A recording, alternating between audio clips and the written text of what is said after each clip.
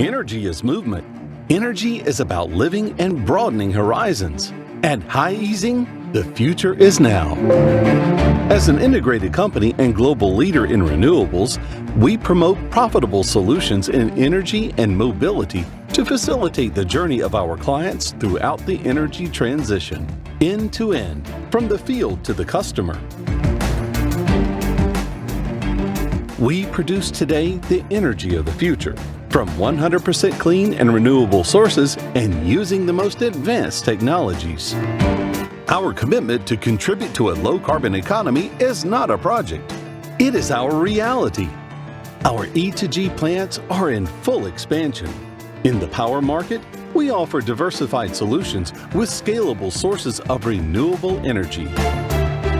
Our clients are in the center of everything, with mobility solutions to facilitate our routine.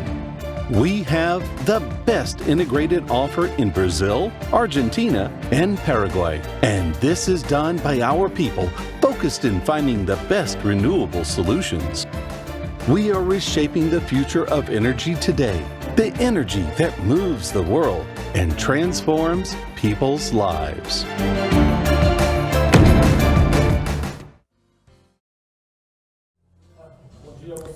Good morning. Good morning, everyone. Welcome to Raizen Day 2023. Thanks, everyone, for joining us. And hello to everyone who's joining us on YouTube. If you couldn't make it here today, but you are watching us live. It's wonderful to be here with you today.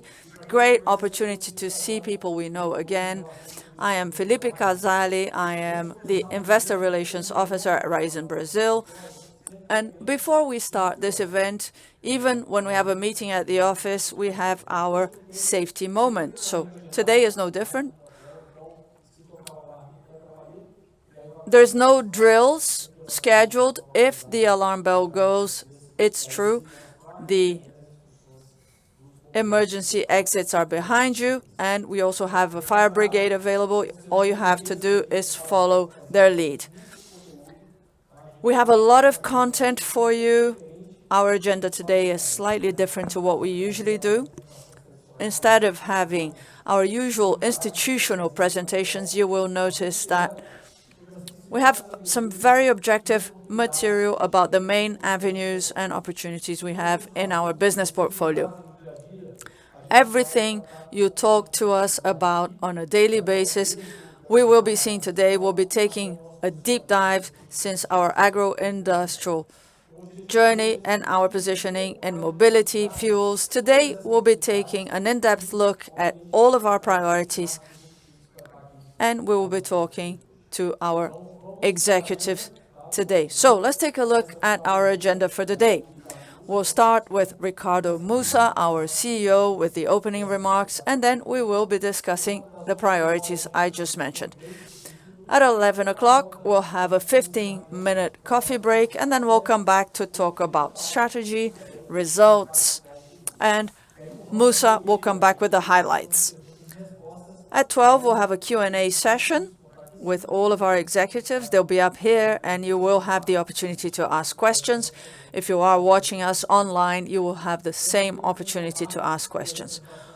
Today's presentation are available on our website in Portuguese and English.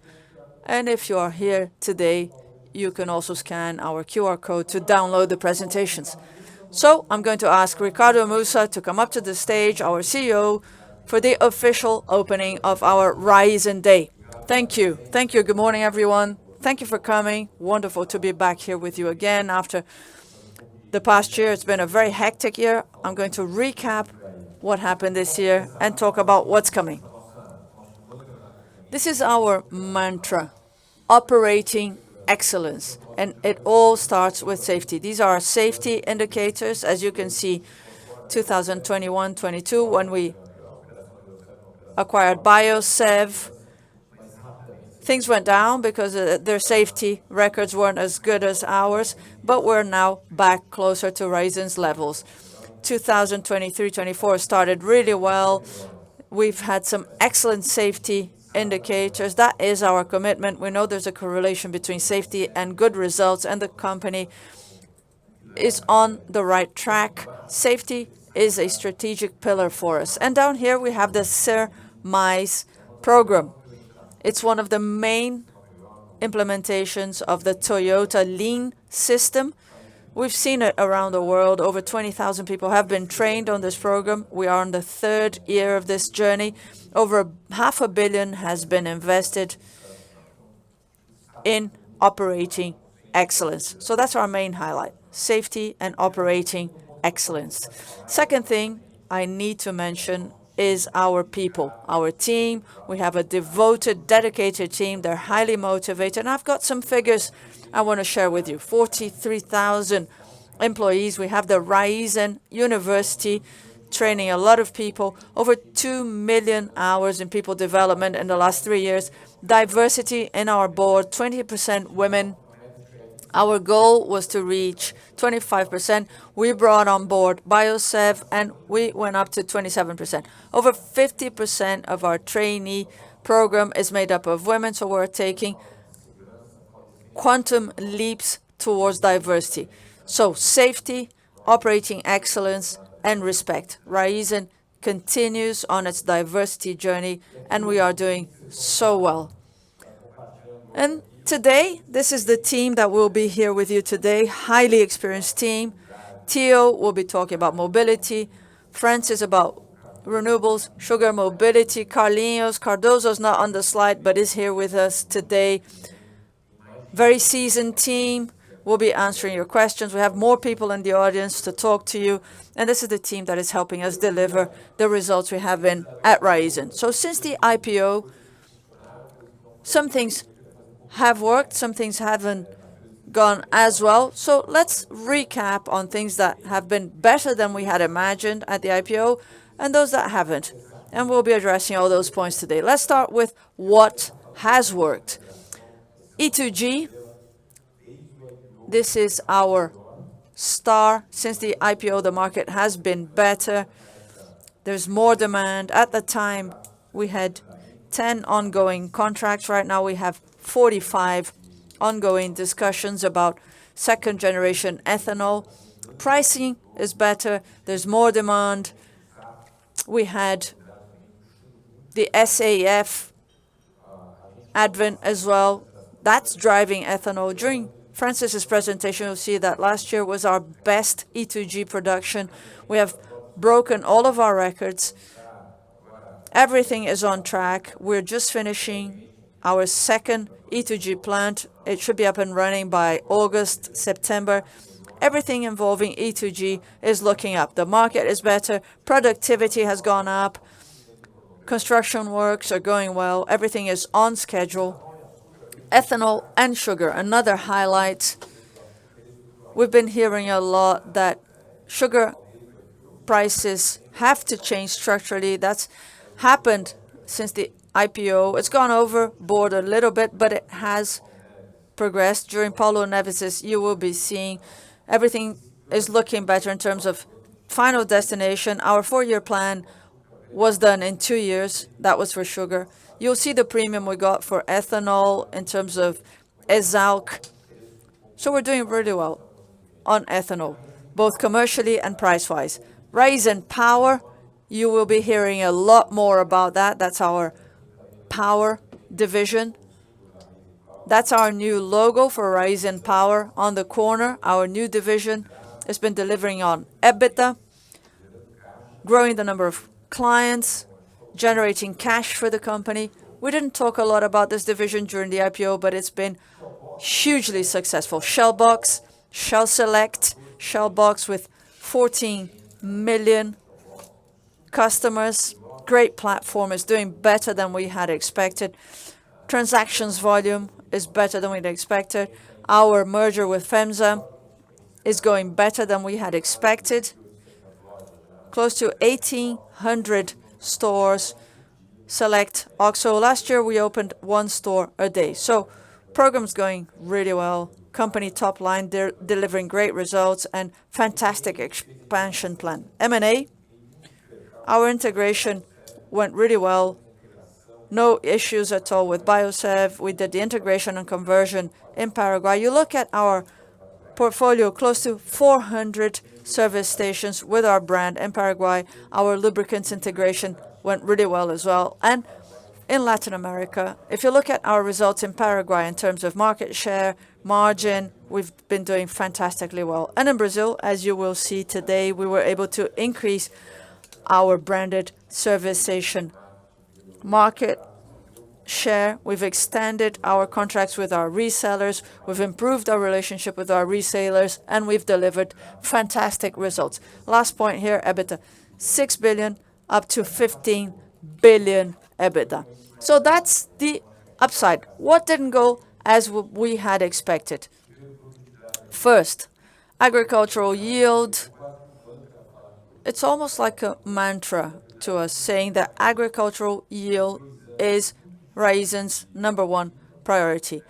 The climate hasn't helped over the last couple of years. Our sugar cane crop really suffered. We had expected to deliver a specific production level, but we came in below. So we have a specific platform to talk about what we're doing to improve agricultural yield. Free cash generation, EBITDA was great. We had more free cash generation than we liked. So this is something we'll be talking about that. We have a huge tax asset at Raizen. So what are we doing to convert that asset into cash and to have more cash for the company? That's another point of attention for us. Biogas, mixed feelings about biogas. We plan to build 39 biogas modules. We're building 6 out of those 39, so we are lagging behind there, but for good reason. Biogas has had different, more attractive uses than just generating power or replacing natural gas. We're talking about green ammonia. Paula will be talking about that this afternoon, but it's different to what we had talked about during the IPO. Inflation, that was different. High pressures due to the inflation rate, pressure on our capex, on our opex, offset by prices. So if you look at E2G prices, over 50% above what we had imagined at the IPO. But inflation rate is also quite high. But that is another point of attention. Same goes for the interest rate. We didn't have such high interest rates at that time. That's why this is so relevant to our company.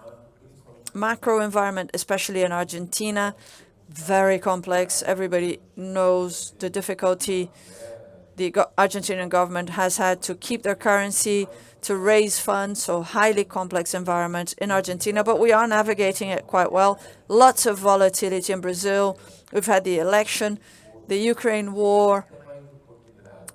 Actually, that's brought us more opportunity than risk, but it was different to what we had imagined. Another point of attention, share performance, nowhere near where we would like them to be. We have a very clear view about what Raizen's potential is. So this is another point we'll be discussing today. What we're doing in terms of liquidity, share buyback to improve our share performance. So this is a little bit about what's happened since the IPO, some accountability in terms of what has gone well, what hasn't gone as well as we had expected. But we want you to help us clear any questions about what the company can do better on. As you will see, today's agenda will be based on these topics. First part of the presentation will be about mobility, but we will be spending a lot of time on agricultural yield. This is a very long journey. There have been mistakes in the company past. They have been corrected. I want you to be sure about where we are in terms of agricultural recovery. And I'm sure that by the end of today, you will know what Raizen has done and what it is doing in terms of agricultural yield. This is the main point for me today. Then we'll talk about ethanol, E2G, sugar. Paulinho Neves will be talking about what we've been doing in terms of sugar. We've got some very good news for you. For the second time, you will be seeing our power plan at Raizen in more detail. Mobility, you will see that the name is different. We'll be talking about market and services. We're changing it to mobility, and you will see what we're doing to increase our value chain. and we're doing it very well. So that's the first change today. Those of you who are watching us live, we used to talk about fuels, then we started talking about marketing and services, and we've learned a lot looking at Shell internationally about what's going on, around the world. So we are changing marketing and services to mobility. Mobility has a lot to do with the changes we've been seeing in consumer habits. More than 90% of our results still come from fuels.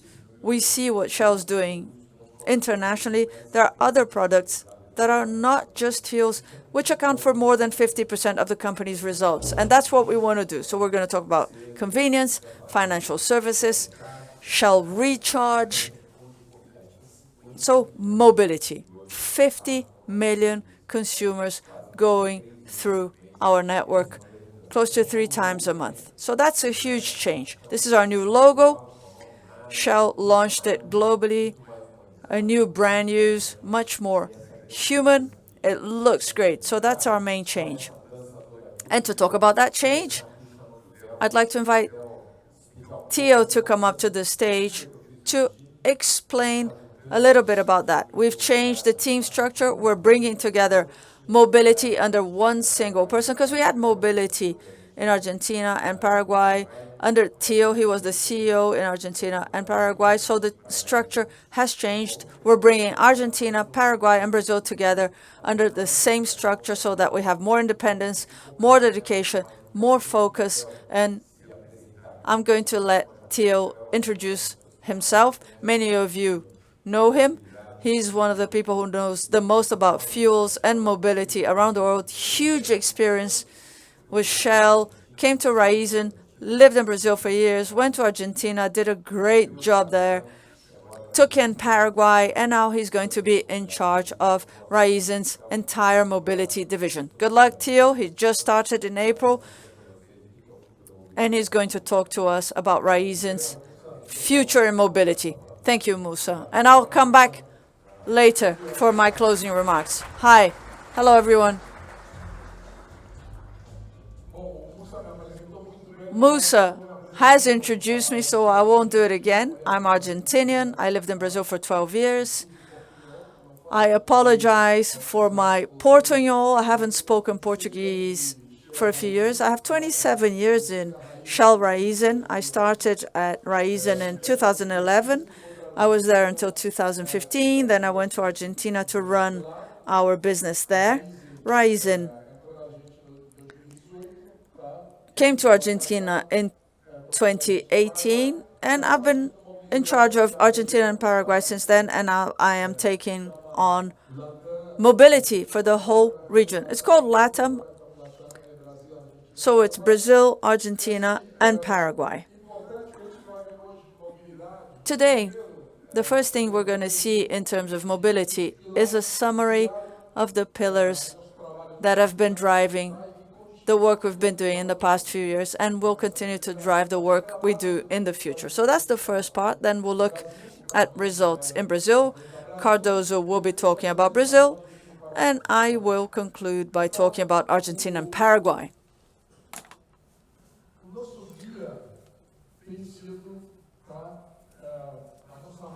Our North has been our brand based on these 6 pillars. Whoops. Let's go back.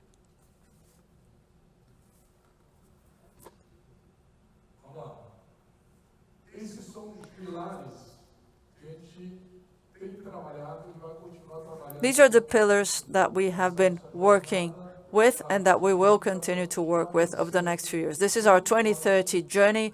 We will continue to have robust growth in mobility. First pillar is our brand.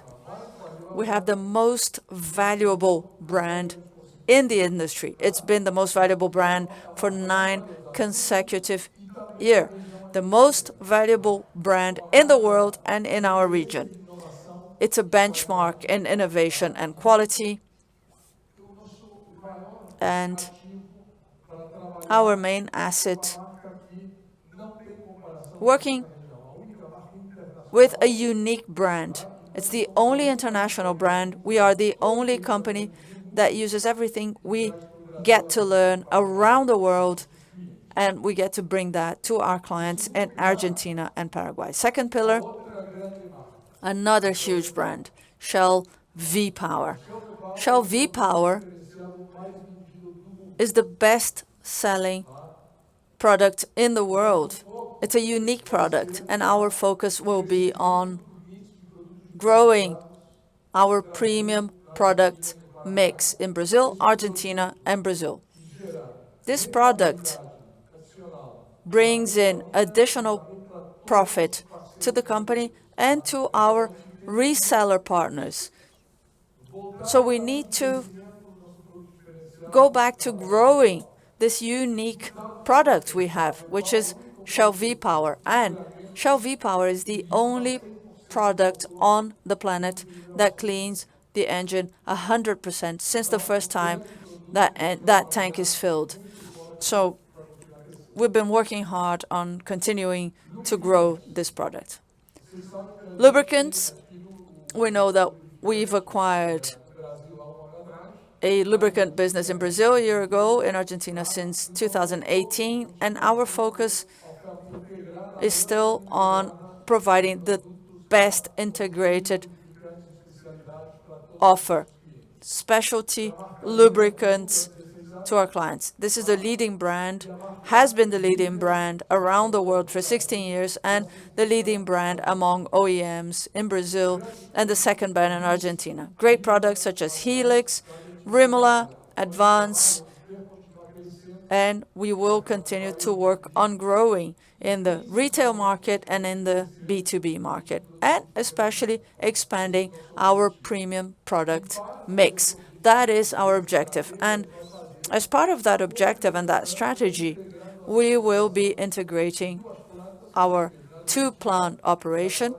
in Argentina and now in Brazil. That will increase our profitability. And the fourth pillar is Shell Box. During the introduction, Musa mentioned Shell Box and some figures. We have 15 million actionable customers. And today, you will be seeing how other sectors of the company can activate these clients. Our customer base at Shell Box has huge value, both now and in the future. We have over 150,000 transactions a day on Shell Box already, and over 7 billion reais worth of transactions in the year. It started off in Brazil, we took it to Argentina, and this is our loyalty solution that can be reproduced in every country where we work. This is our loyalty tool looking forward for all of our clients. Shell Box clients fill their tanks 70% of the time using V-Power.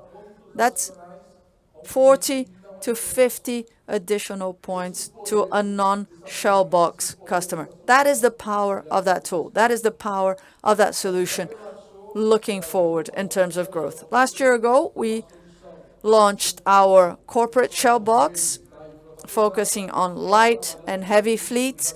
We're working on it. We're working on growing that.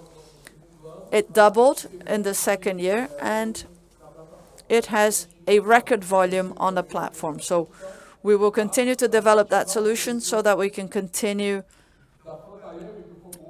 to grow from our light fleet to the heavy fleet in the future. So we're going to have some great news about Shell Box in the near future, and we'll be focusing on bringing you more customers, growing our current client base, not only in mobility, but we want that to spill over to all of our Raizen businesses. Proximity, we will continue to grow the number of Select and OXXO stores because we want to lead our convenience and proximity position. We do that in Brazil through our NOS Group, which is our joint venture with FEMSA, and we're going to do that in Argentina and Paraguay as well. We have the Shell Cafe launch soon. That is a very different offer. Inside our Select stores, we have 1,500 points of sale around the world. It's proven, and a proven 27% increase to our average ticket. So you will be seeing this in the Brazilian and Argentinian market this year. Shell Cafe. We have over 325 OXXO stores. As Musa said, we're continuing to open one store a day. You can see when you look at the like-for-like same-store sales, the increase in our same-store sales year-on-year is 44%, and it will continue to be the same looking forward. Sixth pillar is Shell Recharge. Yet another innovation, this integrated mobility solution offer to all of our customers. This is huge. Shell already has experience in over 120,000 chargers around the world. Over 500,000 chargers is our goal by 2025. We're using our international experience to bring the same quality to Brazil, Argentina, and Paraguay. And we are focusing on positioning these chargers in strategic places. We want to have a balance between what we believe will be an increase in electric vehicle demand and providing quality at our points of sale. I won't talk too much about Shell Recharge because Saliba will be giving you a lot more detail during his power presentation. And the last one is infrastructure.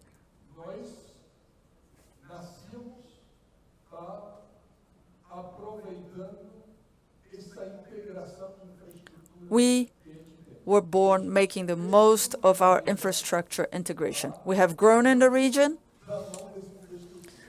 and a lot of that growth has come from this infrastructure. We have 2 refinery plants in Argentina, 2 lubricant plants, and we will be using this integrated infrastructure to increase growth and profits at Raizen in the future. At the refinery,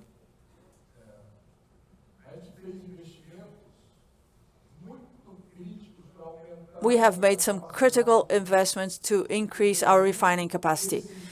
As you can see, this is the growth that we'll see in processing crude oil at the refineries.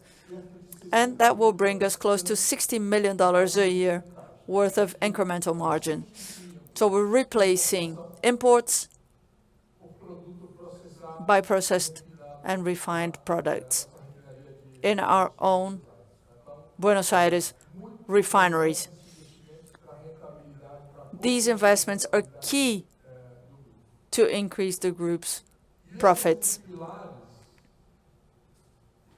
And these are the pillars we'll be working on. These are the most relevant key pillars, and you will be seeing that we'll be working with a lot of focus, a lot of speed, and a lot of passion. So now I'm going to invite Cardoso to come up to the stage to talk about Brazil. Welcome, Cardoso. Thank you, Tel. Good morning to all. It's a pleasure to be with you a year after our last presentation here. And I would like to start with an important milestone. This year, Shell in Brazil is completing 110 years in the country. Why is this important? In my opinion, this shows the competitive advantage we hold. Just for you to have an idea, Petrobras, when created in '53, Shell had already been here for 40 years in the fuels market. So Shell is the company that operates the longest in distributing fuels throughout the country. And during these 110 years in Brazil, just for you to recall, we had two world wars. We had left wing, right wing, military governments. We had a serious trucker strike and the worst pandemic in history. And despite all these landmarks that created a lot of volatility in the market, Shell continues to deliver solid results in the market and fulfilling its role of helping the Brazilian economy and Brazilians' mobility. Last year could be no different. We start the year with much volatility. We start with a war in Ukraine. Then we have the most disputed electoral race in the country. We had tax reductions on fuels, and then the government changes. So a lot of volatility throughout the year. Despite all of this, we were able to once again deliver historical results in the company. Here you can see the EBITDA, and we reached more than 5 billion EBITDA and an incredible result of over 40% profitability in terms of ROACE. And this is really impressive to see our growth journey in the company over the years. Last year, we sold almost 27 billion liters in the Brazilian market. We increased by 20% our contracted B2B volume. This offers stability. B2B is non-contracted spot, and we were able to advance in terms of B2B contracts. And we brought 1.5 billion liters of new volume in retail and B2B.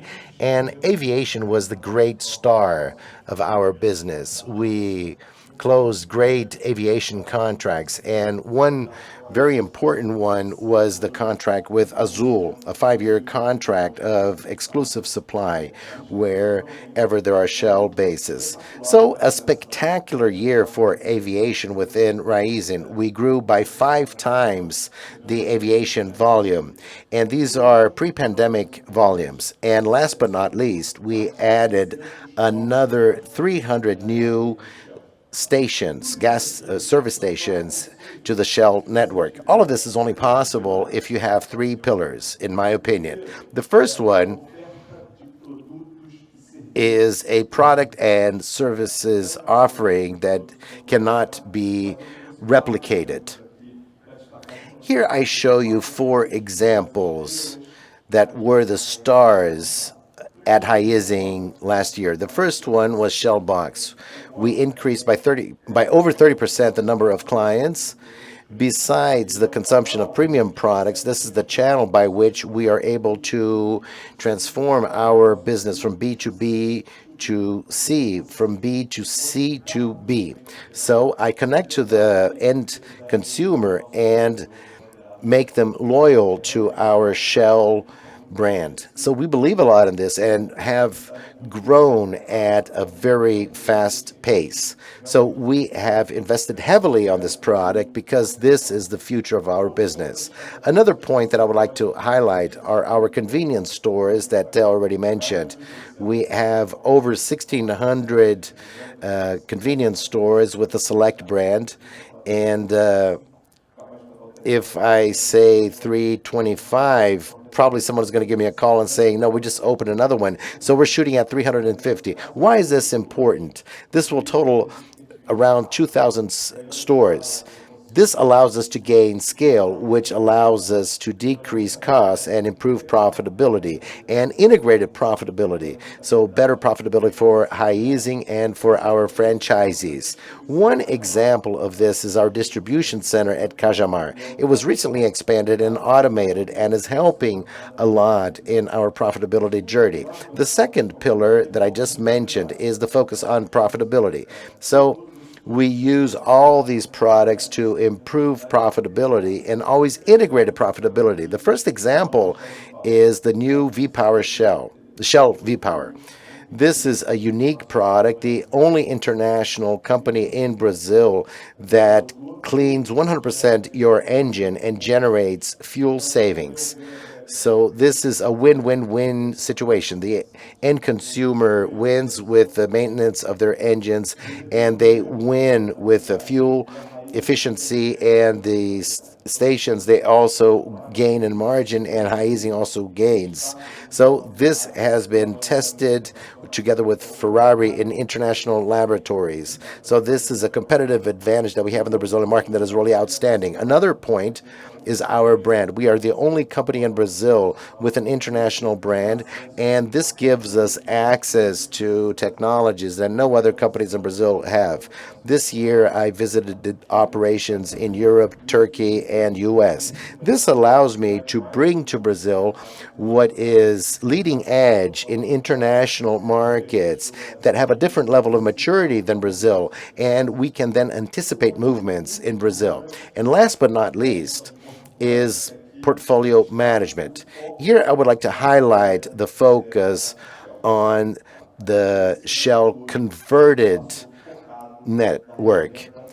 So this entire year, we focused on Shell points of sale. So we had a record contract renegotiation. These contracts, they represent 16 billion liters contracted for the next 4 years. This focus for Shell resales has allowed us to increase profitability significantly. Here we see a graph of what I have mentioned. We left the independent market and grew the reference market to 18.9 because we believe in this profitability strategy and focusing on the Shell brand. To our surprise, this was backed by our distributors. We were concerned that maybe they wouldn't approve this. UBS did a survey, and I thank UBS for this survey. They did this survey with Brazilian distributors, and this is the result of the survey. Our satisfaction level, our distributors' satisfaction level is around 90%, and we are the preferred brand among the main competitors in the Brazilian market. This reflects an integrated strategy and focusing on Shell distribution and consumers at the center of our strategy. And now Tel to explain the Argentinian strategy. Thank you.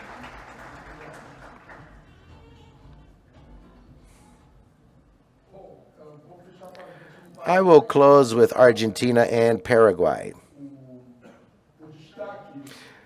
The highlight for 22-23 for Argentina and Paraguay were robust results that are resilient and ongoing growth in a very complex context. You can see that from 2021 to 22-23, our adjusted EBITDA doubled, and we have a ROACE of 21%, which is quite solid. Some highlights of the last year. We had record sales of 7 billion liters. We expanded 26% versus 2019, pre-pandemic, where the Argentinian market grew only 7%. You can see that we are clearly leveraged on Shell growth and differentiated product growth, and 90% of our network is operating with Shell Box in Argentina, and we should also develop the solution for Paraguay this year. We processed a record 31 million barrels at the refinery, even though we had the largest historical turnaround at the refinery in October last year. So a great record. So clearly, we replaced imports for products refined in Argentina, and we increased our production capacity. With this large turnaround, we replaced our distiller, and this has increased our production capacity in 10% for the Argentinian market. And this brings a lot of additional profitability to our company. And we were able to convert 235 gas stations in Paraguay. We started in Paraguay in November 21, and we converted these stations. So in Paraguay, we have grown our network in a very solid fashion and also in volume. So everything that we wanted to do in Paraguay in the first year, we were able to achieve that. So this is an excellent indicator of what is forthcoming in terms of growth in Paraguay. And to wrap up, these results that you see here, mainly, they indicate two things.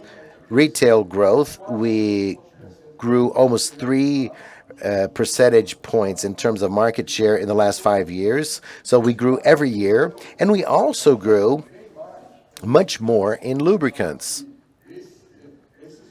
So these are the two markets that are generating solid and resilient results that were presented previously.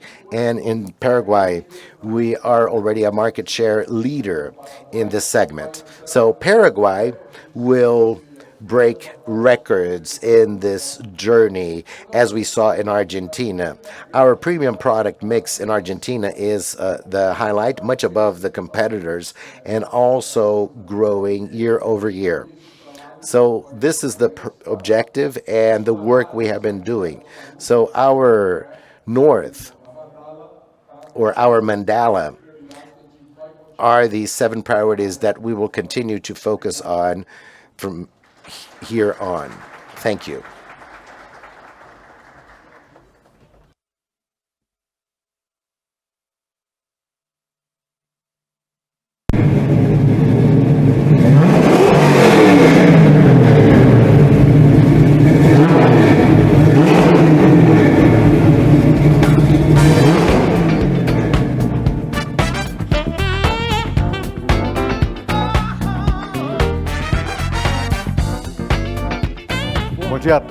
Good morning, everyone. We talked about a great value leverage, which is mobility that grows and is expanding in Brazil and in Paraguay as well as in Argentina. And now we will change the focus and talk about the power area. Power, which is born with a legacy of its founders, the entrepreneurial spirit of Raizen, the experience regarding the client bases, which is Shell. And then we have Raizen, which is strong.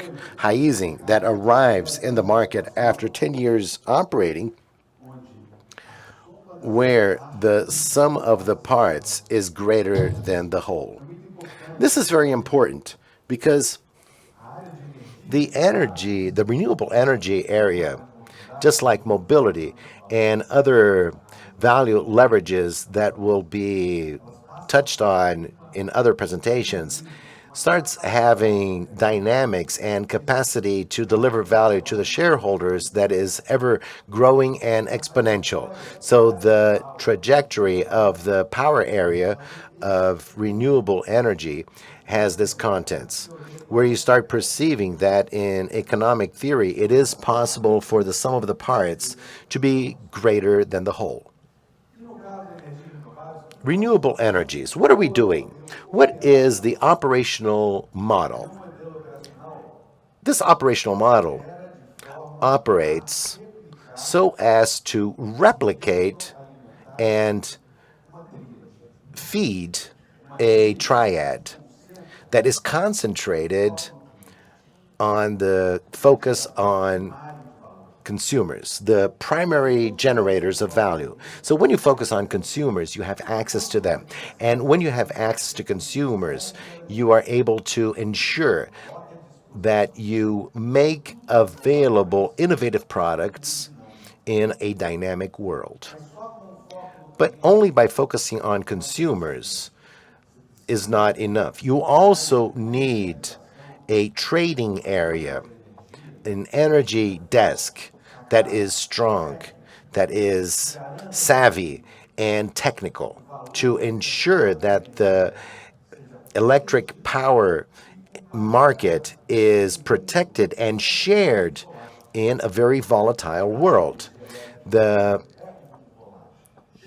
the power market in Brazil is very volatile, and you need to manage risk and other factors with excellence and technical knowledge.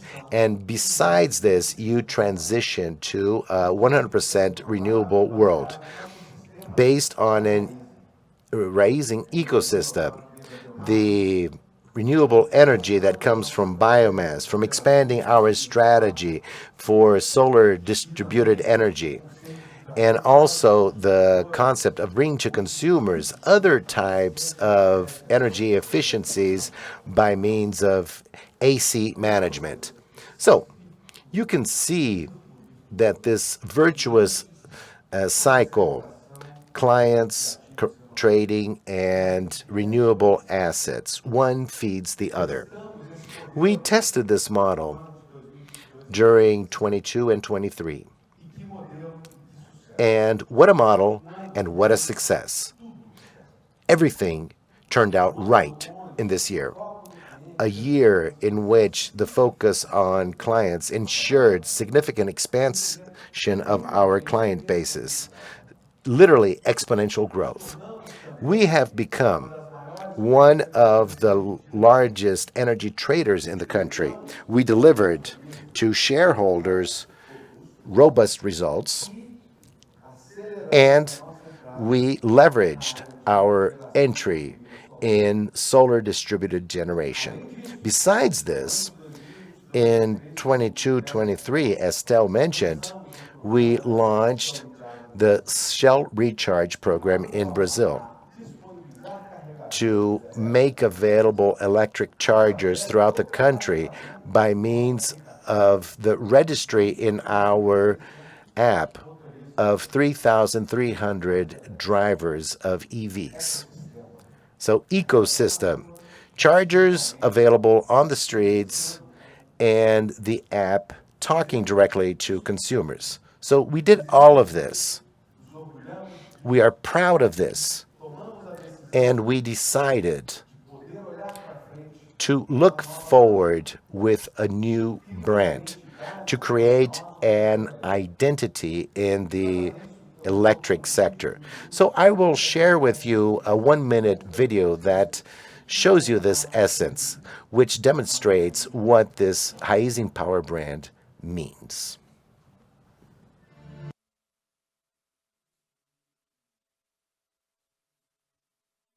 Dia, o poder do amanhecer, a força do amanhã. Eu escolho a energia da semente que brota. Escolho a eletricidade que acende a alma, que provoca arrepios. Eu escolho o que fica e o que passa. O que modifica e o que me transforma. A tecnologia que nos aproxima, que nos faz mais humanos. Eu escolho tudo que nos faz crescer.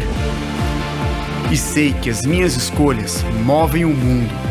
Por isso, eu escolho uma marca que me dê opções e pense como eu. Uma marca jovem, mas grande o suficiente para equilibrar solidez e agilidade. Uma marca que me dê soluções de presente e de futuro, de uma forma responsável, versátil e comprometida com o meio ambiente. Uma marca do nosso tempo, do meu tempo, empenhada em trazer sempre as melhores soluções para cada um dos seus clientes. Essa é a minha escolha. E eu sei que não estou sozinho. E você, qual a sua escolha? Raizen Power. Suas escolhas movem o mundo.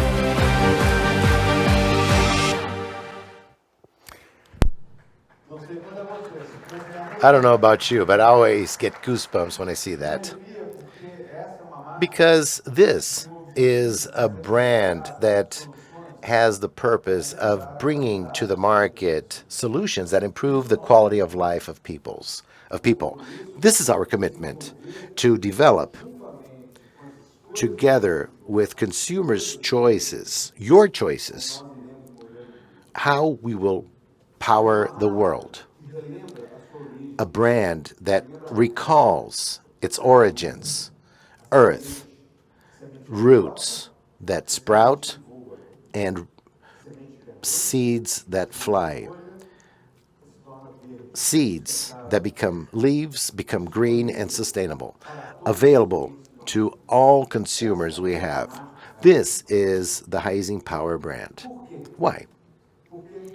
Because we are in a world in transition, a world that by means of technological transformations and market conditions have made consumers be at the wheel of their vehicles.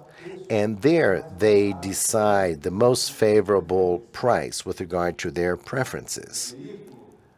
A vehicle in which they want people and companies that are solid, ethical, efficient, and obviously connected in a holistic way to the world in a renewable fashion. So the choices of these consumers in the Brazilian power sector that are in command.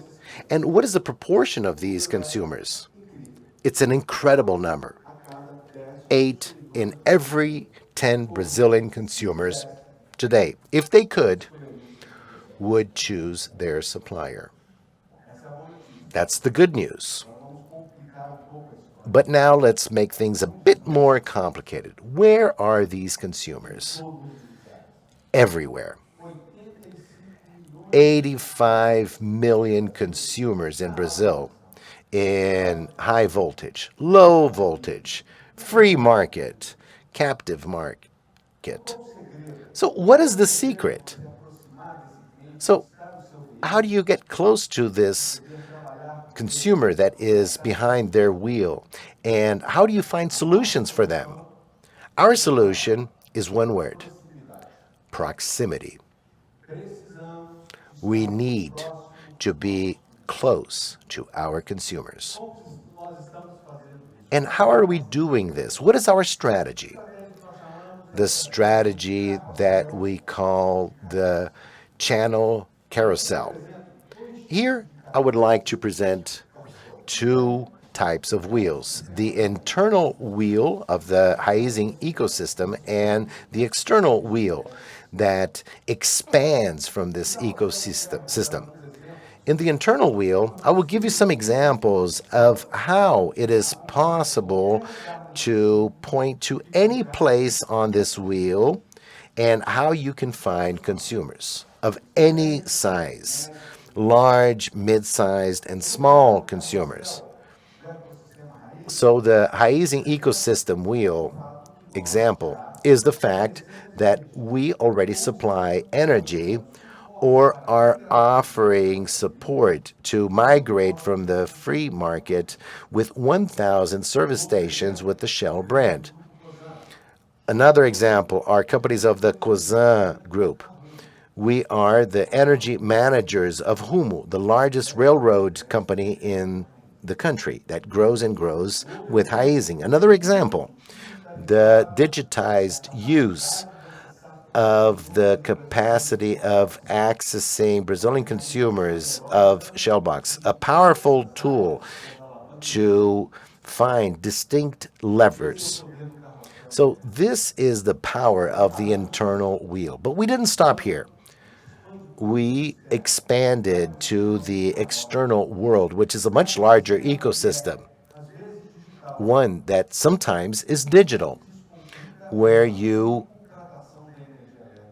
demystify electric power consumption. I will talk more about this later on. Second, by means of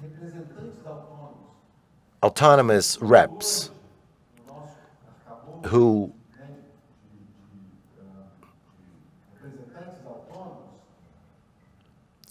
today have a conversion rate that is twice that of any other channel on this wheel. This is how we can, in partnership with a professional, how you can improve the quality of life of people. So the conversion rate is really impressive. And the third point are strategic partnerships. Today we have 4 of them. One of them is with Heineken, where jointly we approach and offer Heineken consumers at their points of sale 1 million points of sale, electric power from Raizen Power. The internal wheel, the external wheel of channel, and proximity to consumers. This is our strategy. And what does this make of us? Literally, a one-stop shop.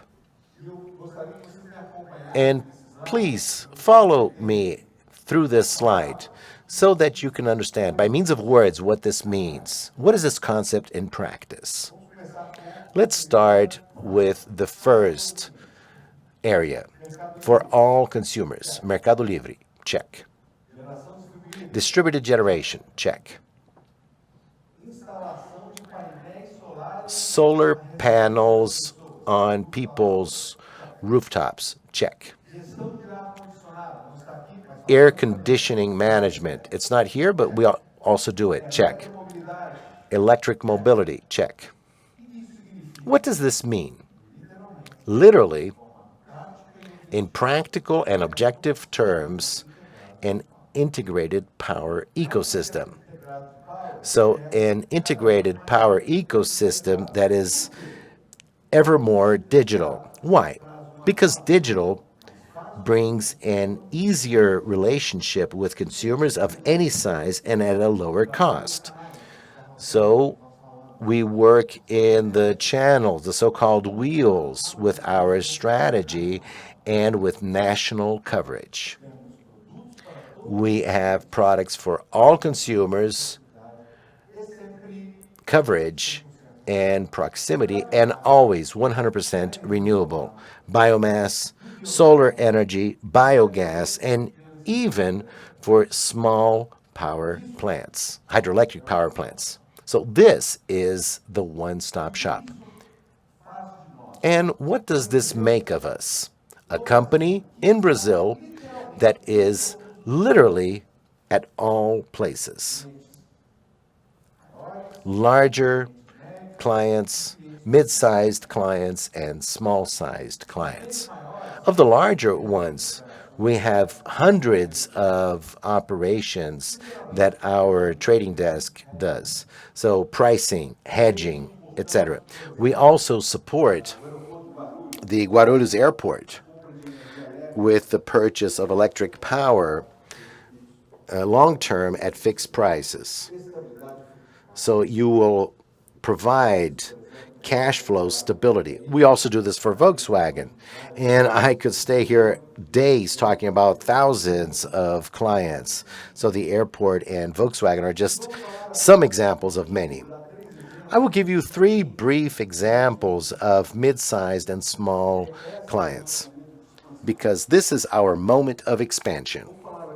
Let's talk about barbershops, for example. Gyms that we call low voltage clients. They are connected to the network at the level of energy distribution. I could be talking about SmartFit, for example, or Door Network, or several other examples. There are thousands of examples. But I want to talk a little bit about OXXO to show you the power of convergence between areas. Within this context, we have a company, a retailer, as Cardoso was telling us, a store a day. I don't know if we'll be consistent with this number. So we have more than 300 stores that can service their consumers with energy reduction. So 90 million reais of savings in energy and energy efficiency. So we are managing comfort by means of AC at all these stores. So this program can be offered to retailers across Brazil. This is an example of how we are present at all places and are expanding with small and mid-sized customers. A second example is the example of electromobility. So expanding on what Tel mentioned regarding our efforts, and much more important than that, the opportunity to have the Shell Group as one of our shareholders. Why is this important? Because Shell leadership in the world with 120,000 recharging stations allows us to bring to Brazil a quality product that is safe and fast. So what does this mean? So quality and safety. You should imagine that when you have an EV, what is the most important asset of that car? The batteries. Batteries, it talks to the external world by means of what? By means of the charger. If you have a good charger, you will be able to ensure that you are preserving your asset. In the context of a B2B company, we closed an agreement and supplied electric power to Vivo and Ambev, and we closed a partnership with Mercado Livre. So the importance of the battery, the quality of that recharger, and also to drivers. We need to make sure that their assets are preserved. So what has Shell done to that end? And we are taking part in that program. It tests chargers. It chooses and endorses chargers. And they're doing that at 3 different research centers, one in Hamburg, one in Amsterdam, and the third one in Los Angeles. Right now, we are able, like no other company in Brazil, to bring the concept of quality and safety to this country. Our focus is on making sure that our clients can recharge their cars quickly using 50 or 150 kilowatts chargers. And this program is so good that we now have a partnership with Porsche, which ensures that we are able to, together with that kind of company, that we can grow and meet the growing demands as the electric vehicle fleet increases. I'm going to give you a couple of seconds if you want to download the app with the QR code where we can have the recharge. You can open up, you can register, and by doing that, you can plan your journeys and decide what kind of recharger you want at what price. This is happening right here, right now. Last example. Raizen Power has products. As of last week, everything is new. We're growing. We have B2C products, residential customers. It's all digital, it's all uncomplicated, and here's another QR code. If you scan it, if you are in this region, this is our first wave. CEMIG or CPFL Paulista, in 5 minutes you can contract solar power with a discount on your bill. Takes 5 minutes. Here's the QR code. If you don't live in Belo Horizonte or Piracicaba or Campinas, you may have a relative who does. It takes 5 minutes. It's such a huge hit that within 1 week of a pilot project we ran with our employees, we were able to sign up 400 contracts with the potential of signing another 800 people. That's 1 week in the B2C market. We are everywhere. Major clients, mid-sized clients, smaller clients, whether they are on the streets or whether they are in their homes. And with that kind of power, the power that Raizen Power has, we have an ambition. And I tell my team, it's no longer an ambition, it's our obligation. The obligation to continue to be relevant in the Brazilian market. The obligation to grow, to continue to be big in sales, to generate EBITDA that follows the growth in our customer base, and the objective being having 6 million clients on our client base, ensuring our market share in electromobility and to increase our footprint in renewables with our distributed power generation sites. So this is Raizen Power. It's not my choice, it's not my team's choice, it's your choice, you investors, you clients. Your choices move the world. Thank you. I will now turn it over to Francis Queen, who is going to talk about our agro-industrial journey. Thank you. Good morning. Pleasure to be here. To those of you who don't know me, my name is Francis Queen, and I'm in charge of our sugar and renewables operation, and I'm going to talk about our agro-industrial journey. And to talk about our journey, I will focus on two key pillars to our business. They are truly transformational, and they can take our results to another level. The first pillar is agro-industrial efficiency.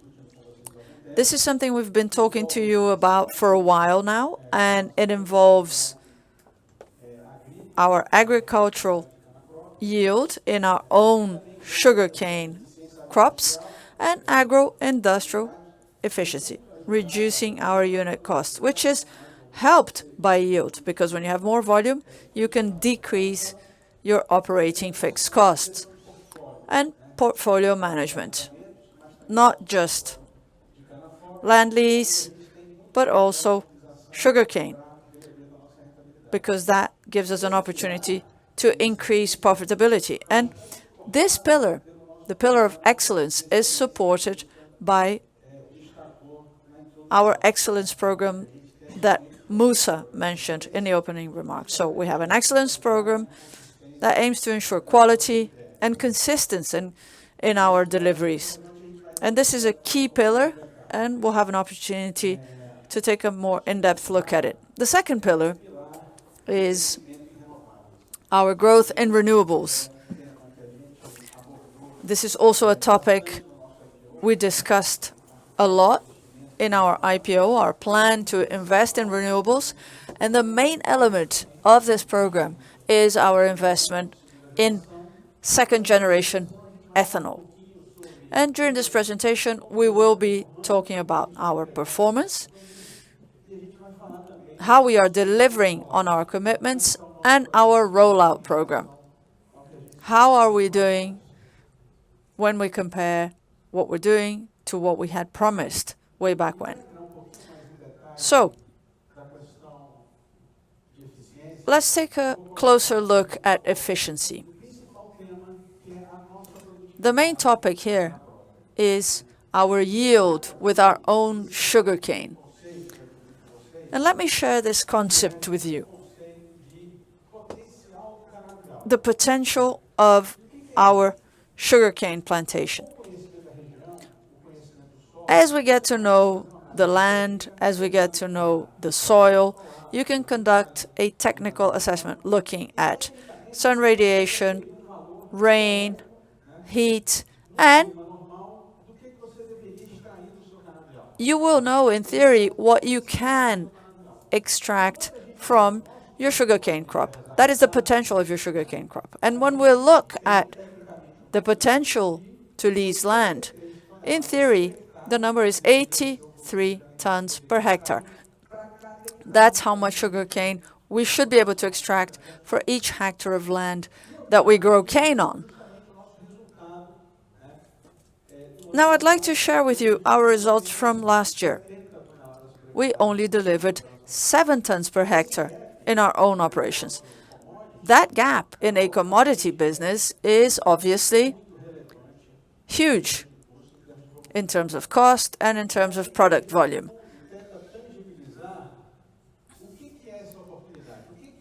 So what we're trying to do is understand concretely what this opportunity is. What does it mean to go from 70 to 83 tons per hectare?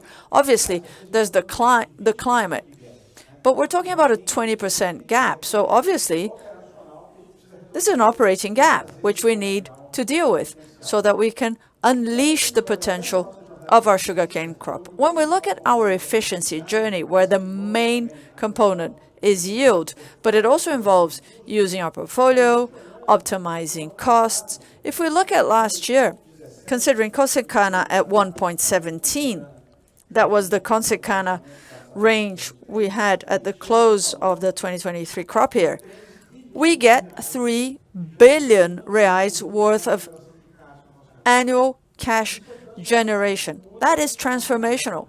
That takes results to another level. That's how relevant our journey is, getting to 94 million tons to deliver on our efficiency plan as per our operating excellence program. So what have I brought to show you where we are and how we're progressing on this journey? This chart shows the different sugarcane cuts, first cut, second cut, third cut.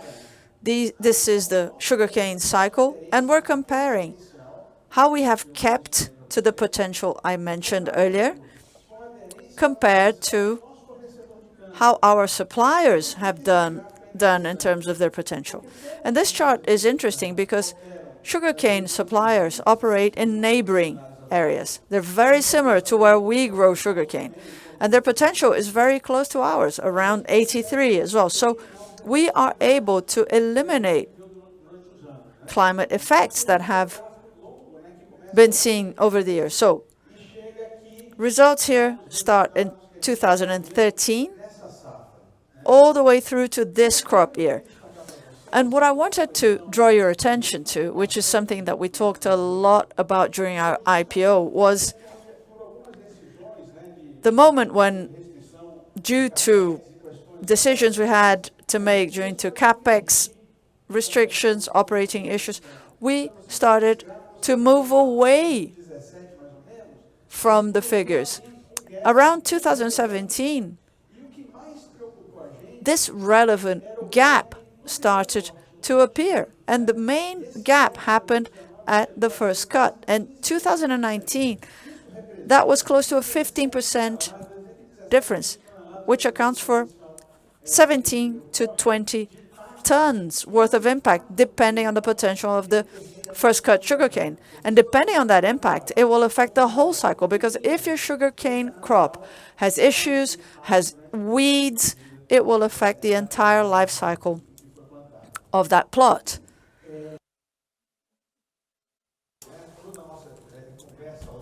Going back to what we talked about in 2021 during the IPO, what we said was, look, we know what the problem is, we know what we're doing wrong, and we're going to fix it. Then in 2021, we said, we have already fixed our first cut sugarcane. The first cut sugarcane has already reached that sugarcane plantation potential, and we showed you the results. We were in line with the competition, in line with the market. And then last year, once again, we announced our results and we said, look, first cut sugarcane is still in line. We've solved the problem. There hasn't been any planting problems. Now, when we look at the figures for this year, last point in the chart, we see that we've harvested, what, about 10% of the sugarcane crop. Things are looking good. It looks like things are going very well. Okay, what about the second cut? What did we see last year that we announced during our earnings release? The first cut from 2021 became a second cut sugarcane, and it had a potential. So we were closing that gap. That curve we see in the first cut and the second cut, it's decreasing. And this year, based on the harvest so far, our second cut is also in line. And finally, this year, as expected, we see for the first time the third cut gap has been bridged. As we said back then, this is a 5-year cycle, and we are very confident that within 2 years we will be completely closing the gap for the fourth and the fifth sugarcane crop, and we will have reached our sugarcane plantation potential. This is important because what had happened so far was that we were getting the first cut right, we were getting the second cut right, but because our older sugarcane crops were doing worse, everything we made in the first couple of cuts, we lost in the last couple of cuts. So if you looked at the net effect, there wasn't that much change. But this year, for the first time, more than half of our sugarcane crop is according to its potential, both in the first, second, and third cuts. If you know this crop, you know it starts off with 115 tons per hectare, and then it drops down to 60 to 70 tons per hectare in the fourth and the fifth cut. So the deliverable on sugarcane is highly concentrated in the first and second cut. This year, for the first time, we'll see the results of our work being reflected on the nominal yield. And we will be closing that gap, which accounts for 3 billion reais in our bottom line. So what we did was, what are we doing to make sure that this is consistent, that this is sustainable? First, and we announced this in 2021, we've completely reviewed our planting, tilling, harvesting practices. We've revamped the indicators for all the teams, not looking so much at the short term. It's important to look at costs, but in this business, you need to look to the future.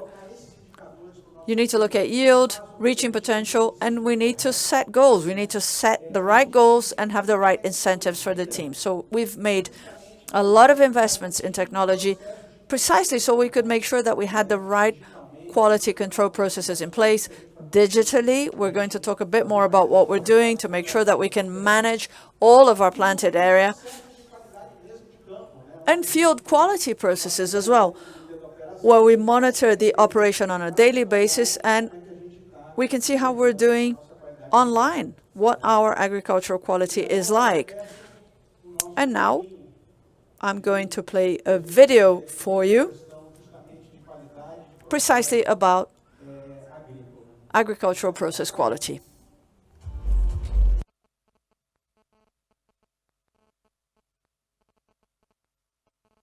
At Raizen, we work every day to develop agricultural processes and technologies to fly even further.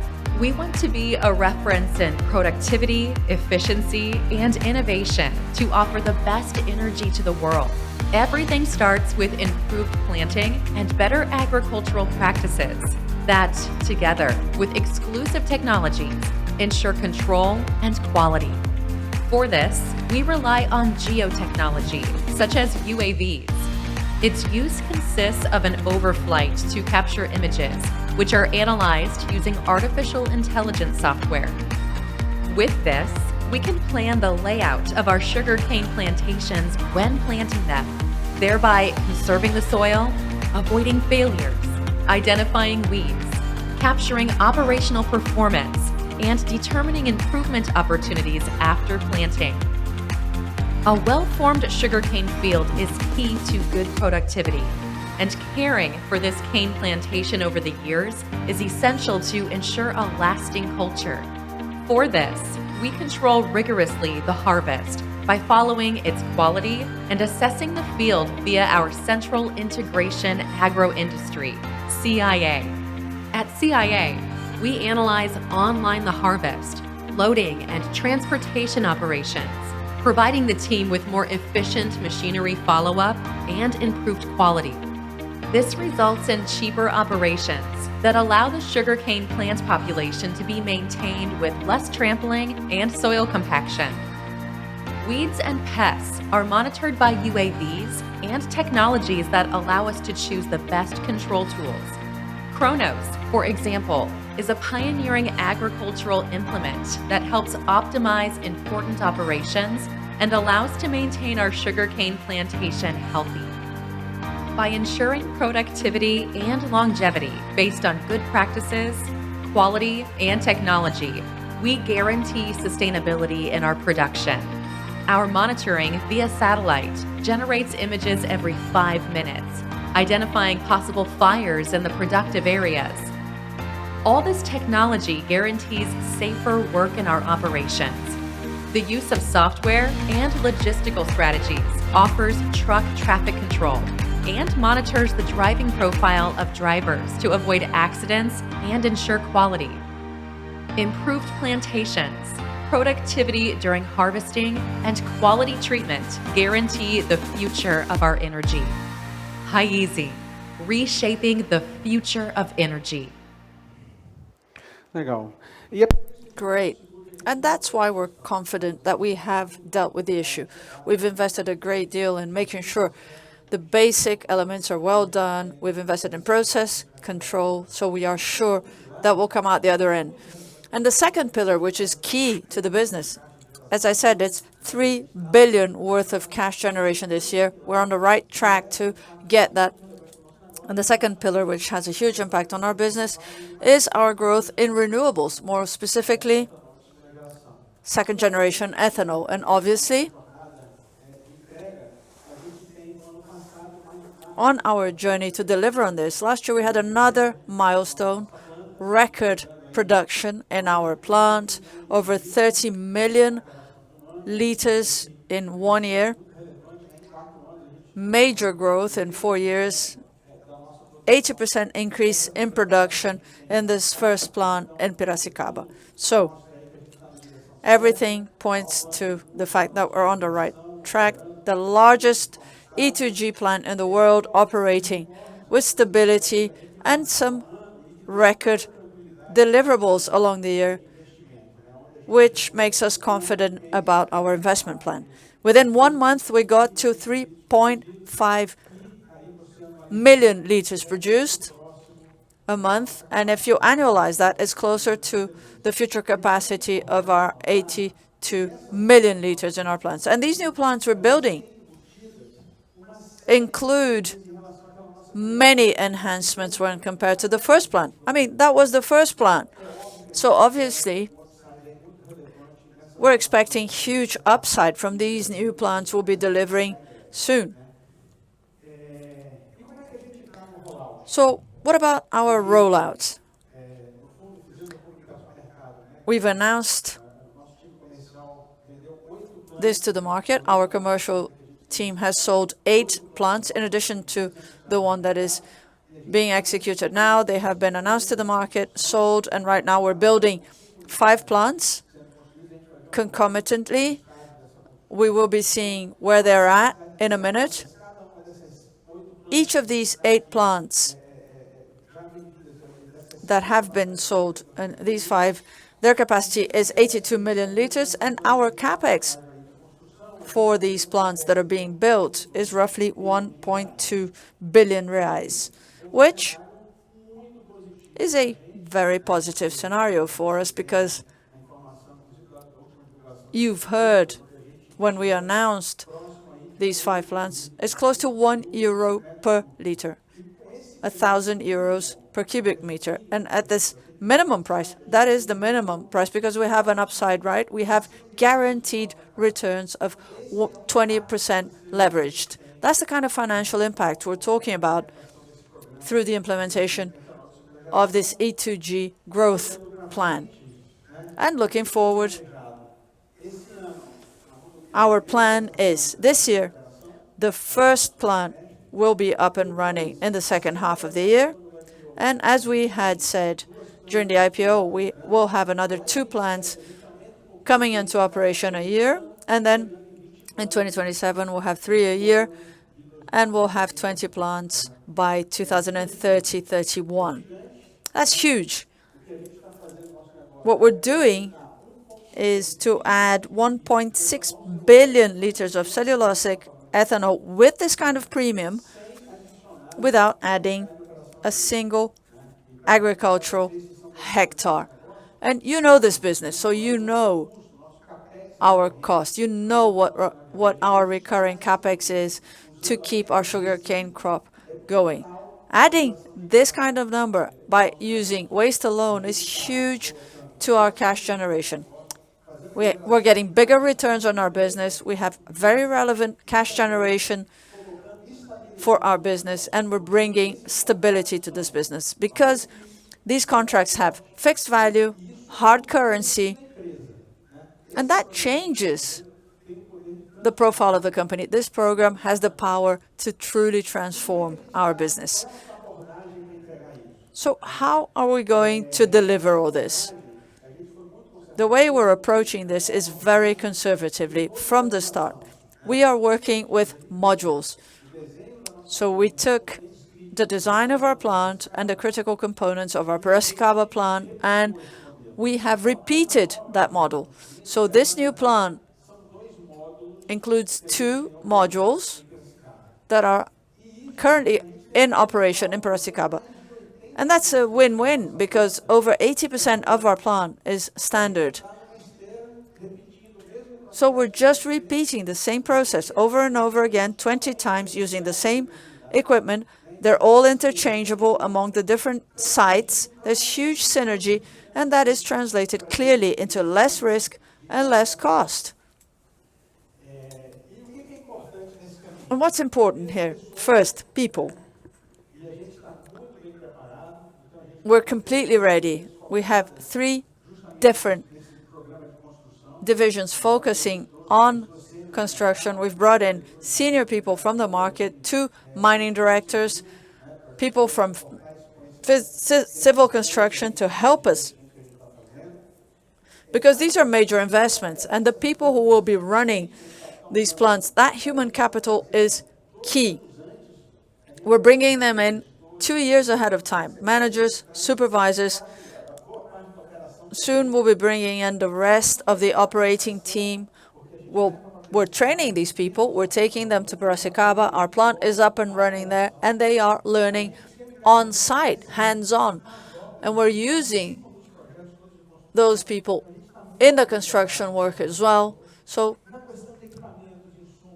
we're doing really well on people. And because these are modules, because everything is standardized, we are already ordering all the critical equipment for the plants that will be ready in 2026. How many people can look that far ahead? 10 years.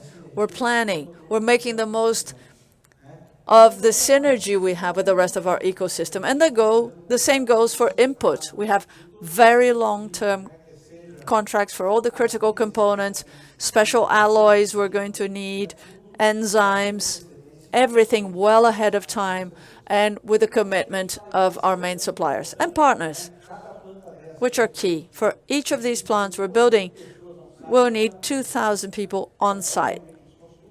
Huge construction effort, and we are working on these long-term partnerships, engaging the partners, giving them a long-term view, looking at what's going to happen ahead, minimizing cost, and this will be beneficial to the whole process.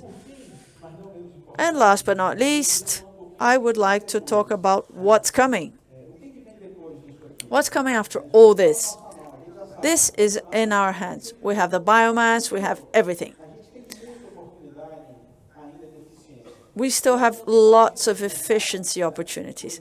We are alone in this market.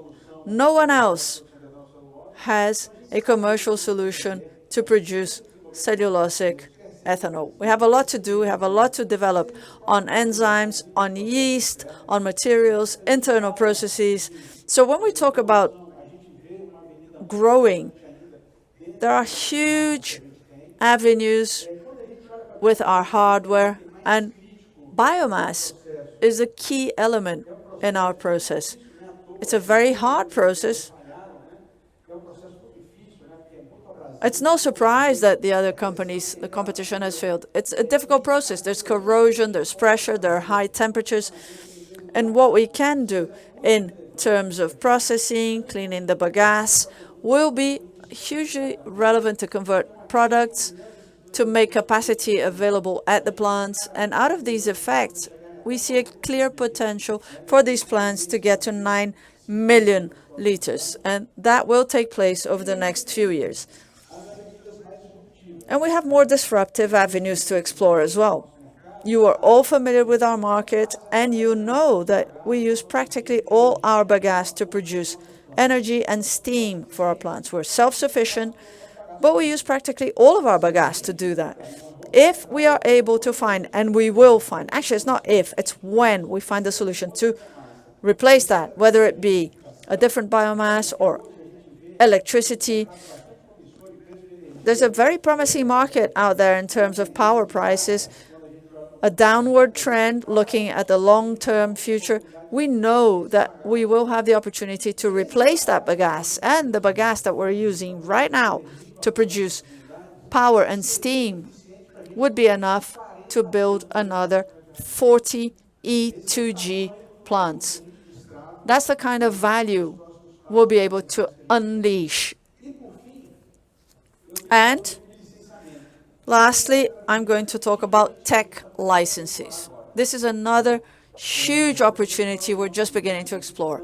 We're talking about 20 plants that have been planned, 40 potential plants from our bagasse. We're talking about Raizen, which accounts for a little less than 10% of the market. And Brazil is not the global sugarcane market. If we talk about exploring cellulosic ethanol for sugarcane, we're talking about a universe that is 20 times larger. And if we talk about exploring other kinds of biomass, that's an even bigger blue ocean that we can explore and grow.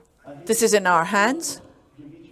We do have the plan for 20 plants, but we have an ocean of opportunities that we will be unlocking so that we can deliver years of growth to this business. And that's what I had for you today. So now we'll hear from Paulo Neves, our trading VP, who are going to talk about our commercial position.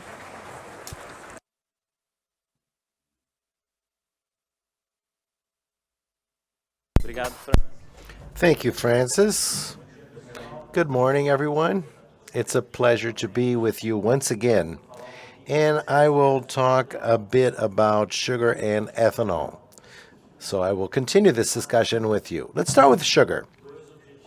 I have two purposes to fulfill with you on sugar. One, to talk about the new market cycle, the new balance of the market regarding sugar. And second, regarding the implementation of our trading strategy for sugar that we have been discussing for a while. So starting to talk about the sugar market, I need to recall that the world population continues to grow. We can see here that it is growing mainly in developing countries with lower income, as you can see on the graph. Above 10% in some cases still today. These are countries where the average sugar consumption is still below the world average and below the healthy levels of consumption. So this combination promotes a scenario in which sugar demand grows in a stable and structuring fashion in recent years and for the next 10 years. And prices are inelastic with 2 million tons every year. This is what we expect from here on. If we look on the supply side, on the other hand, we have not observed any additional growth in new plants, in new installed capacity. Over the years, this has promoted the full use of all installed capacity in the world, with the exception of Thailand, where the competitiveness with cassava until today it's very difficult for sugar.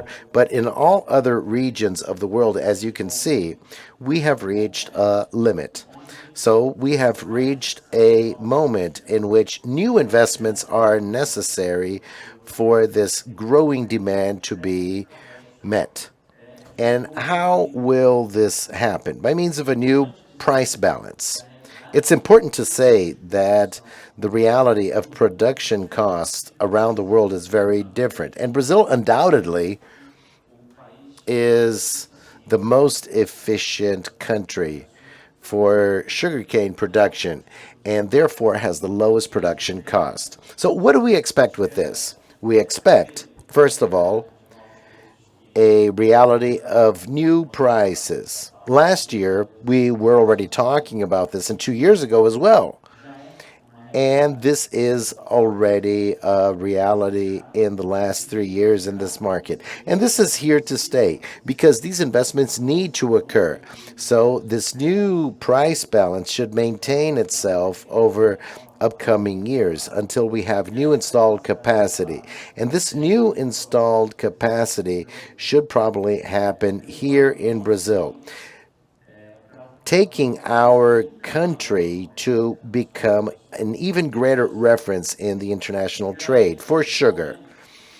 At this moment, I would like to recall our strategy and everything that Raizen has done as a leader in this market, as a producer, and and I will show you how we have implemented our strategy. You may recall that last year I shared with you an update. We had reached 50% of our sugar trading at the end client, at the destination. We focus strongly in approaching our clients, investing on our relationship with them and understanding their needs and reaching out to them. Musa already anticipated a bit of my history, and in reality, we have reached there. So, 100% of sugar of Raizen reached the end consumer in over 40 countries around the world, meeting different consumer needs and meeting everything you can imagine in the offering of products and services to different clients around the world. So I call this a very natural issue. Raizen's positioning and what we achieve now is very natural. We are the largest sugar producers in the world, the most competitive in our history. You saw this approach of valuing clients and developing solutions in all our businesses. And what we did in recent years was to join these components so that this portfolio would consolidate as it has now. And an example for you of what we do. And I also commented very quickly on this example a year ago because it was there at the beginning. In just 1 year, we put into operation the first totally traceable sugar chain in the world. So since planting, from the start of the process until the end client, in all these countries that we will deliver this sugar, we will trace the entire chain. Why do we do this? In some countries, our clients need this. They need to ensure they are promoting healthy food for their consumers that is non-GMO. And then we developed the solution of complete traceability so that we could prove to these clients that they could promise this to their end consumers in their chains. So this is a clear example of what we are capable as a company and how we approach this. So in less than a year that we started discussing this in June, July last year, 40% of our total production is already traded within this model. So this already brings us added value for a traditional commodity that only Raizen can promote for its clients. And this story doesn't stop here. Most probably, Next year, when we sit down and talk again, this number will be more than double. Demand and the market reality for this solution is knocking on doors in more places around the world, and more clients are seeking the solution that Raizen developed. So, a completely segregated chain covering all stages and arriving at the end consumer with the guaranteed quality they seek. So I'd like to share this update with you, and we're very proud that we trailed this path and built this together in recent years. What we did with the sugar, just to contextualize for you, is also to replicate what we had already done in ethanol. So, following the same steps of the Raizen DNA, connect with clients, build unique solutions in the value chains in which we are leaders. And naturally, once again, we have the capacity to become the world reference. This is what we are in ethanol, and I will try to translate this a bit for you. I think you already know this story. We have and continue with an ethanol portfolio in which 80% is concentrated in other markets that differentiate the products because all attributes are sustainable from the origin of the sugar cane, and you have lower emissions. So we continue to seek to differentiate ourselves and tackle markets in which this relationship with clients is highly valued and adds additional value to what a commodity naturally brings to a company. And we see this in the ethanol practice. History repeats itself. It continues at this same level of intensity, and results show that besides the added value that is consistently generated year over year for ethanol, this unique approach that makes Raizen be the only company in the world to act in all ethanol segments makes us also capable of mitigating better than any other company the associated risks to trading a product that is similar to a commodity. So this is the ethanol history. So more than just being world leaders for many years, not just in Brazil, but also in other regions of the world, US, Europe, and Asia, is consolidating year after year. And this makes us be the best positioned companies to strive on the forthcoming opportunities. This is our demand growth for ethanol in upcoming years, so 2030, 2035, so it's not in such a remote future. And it is based on some facts. The global need for decarbonizing, and countries and governments are stimulating the growth in demand, but it doesn't stop here. This also touches on various other segments that are seeking solutions for decarbonization. These are new, up-to-date numbers that are more relevant than what we showed last year, and these numbers show the reality we already live in many cases. So I will show you that much of what is here is starting to be built as new client capacities and new installed capacities throughout the world. So it is becoming a reality after 1 year. The first example, with traditional ethanol fuel that replaces gasoline in passenger cars around the world. It's incredible, but less than 6% of the fuel used in the world, excluding Brazil, ethanol is a very low percentage, and this shows the size of the potential that this market has to expand. And when we look at the mandates for upcoming years, this percentage should increase because more and more countries will stimulate the use of ethanol. So this is the projection. Each percentage point represents 12 million cubic meters or 12 billion liters per year. So Raizen produces 3 billion liters per year, and we're talking about 30 billion. And what the world needs to do is what we already did in Brazil. On purpose, I placed a chart showing the penetration of ethanol in the world without Brazil. So gasoline in Brazil has 27% ethanol, and ethanol, which is 100%, we only use 30-40% of passenger vehicles with ethanol. And the city of São Paulo is the main example of this story. 20 years ago, this is where we started and expanded the story of flex vehicles in the country.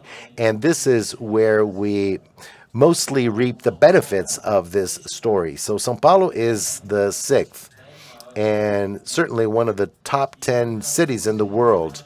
And I challenge you to guess in which position we are in terms of emissions, globally speaking. And this is 20 years after the advent of flex and ethanol. And this is the story that Raizen is taking to the world, and it is already acknowledged for ethanol, and we will be more and more acknowledged. The number is 1,872. So in the world, there are 1,871 cities with more emissions than ours. So we should be very proud. And this story continues year after year. The emissions continue to drop, and the continuity regarding the choice of ethanol continues to show its results. Here's the source. I invite you to learn more about this ranking, but I'm sure that people who travel a lot, like myself, when you land in several cities in Asia, you can perceive this very quickly, that you are not in the city of São Paulo. So this is the first part of the story. There are others regarding ethanol demand around the world. So I will give you another two examples. A second example of a market that will also be mandated. In other words, governments and states are developing goals to be fulfilled in terms of decarbonizing, which is SAF. And this segment currently has no alternative to resolve decarbonizing. And we're talking about aviation. So ethanol, we hope that by 2030, the SAF demand around the world be around 20 billion liters a year. This represents around 4.5% of the entire SAF that we expect to see in the world. Not all SAF will be produced based on ethanol. Being conservative, we consider that only 25% of this will come from ethanol. When we look at these 25%, we are talking in 2030 of an additional demand of 9 billion liters of ethanol. And furthermore, spread throughout the world, as you can see on the graph, and 60% of this already announced. So 60% of this demand we already have today in 2023 of plants being built to produce this SAF. So ethanol plants. So alcohol to jet, which is the name of the technology used for this. So the first one, the pilot plant, will be concluded this year in the U.S. This is our expectation. And for this plant, the only certified ethanol capable of promoting the necessary emissions reduction is the sugarcane ethanol of Raizen. So end to end, the first company that makes and builds all the solutions end to end that is 100% traceable is Raizen. So no coincidence that this first plant only has one certified ethanol that is ready to supply it, which is the sugarcane ethanol of Raizen. So another mandated market. Another example. It doesn't stop here. Just one more. Now, of a market that has also become a reality in recent months and has announced new infrastructure spread throughout the world for production, which is the biochemical market.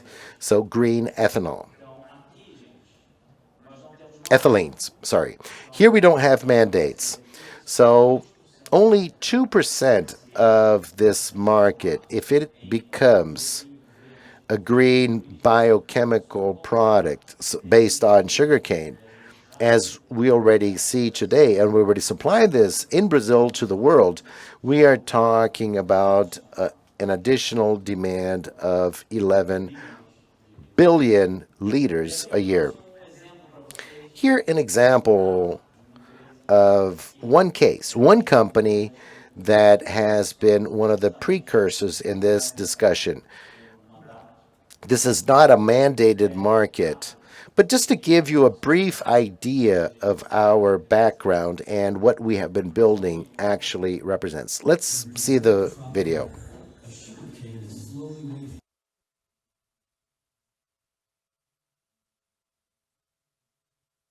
And join the LEGO Group's sustainable materials mission.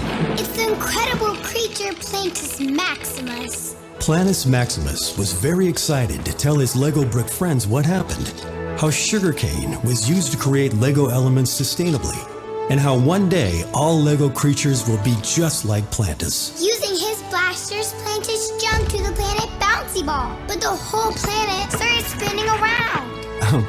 Okay.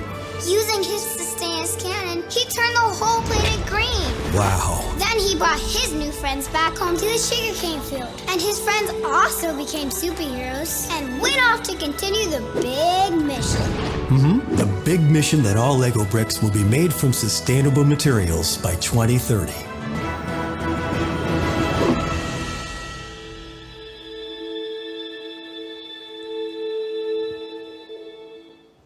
Muito legal, né, gente? Very nice, right? I really feel touched by this. And this really motivates me to get up in the morning and rush off to make this become a reality. And this is the message I would like to leave with you. A very nice story, but I could stop here, but the story doesn't stop. Besides this, Raizen is the only company in the world that has a proprietary technology that produced this is a pulp-based ethanol, large scale. This is ready. Francis showed you. So we have 30 million liters this last year.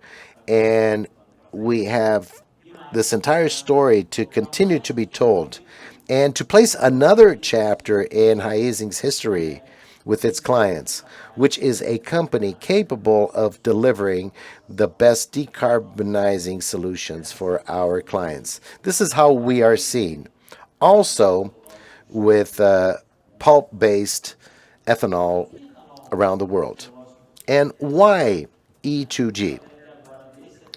I haven't talked about this attribute yet, but maybe this is the most important of all. It is made of waste. It's waste-based, as we so call it in the market. In a world where the population continues to grow, it doesn't compete with food. So this discussion is not on the table. So it is solved by E2G, and it's unique. Nobody else offers this. So to make a long story short, to update you on what we see in the E2G market, we continue to be able to trade this product better and better. The hands represent the moments of the great deals we made. always in the long term, first line companies, always in strong currencies, exactly because the world already acknowledges our solution and recognizes that they need to sponsor this supply to meet this demand that I showed you. And this demand will be met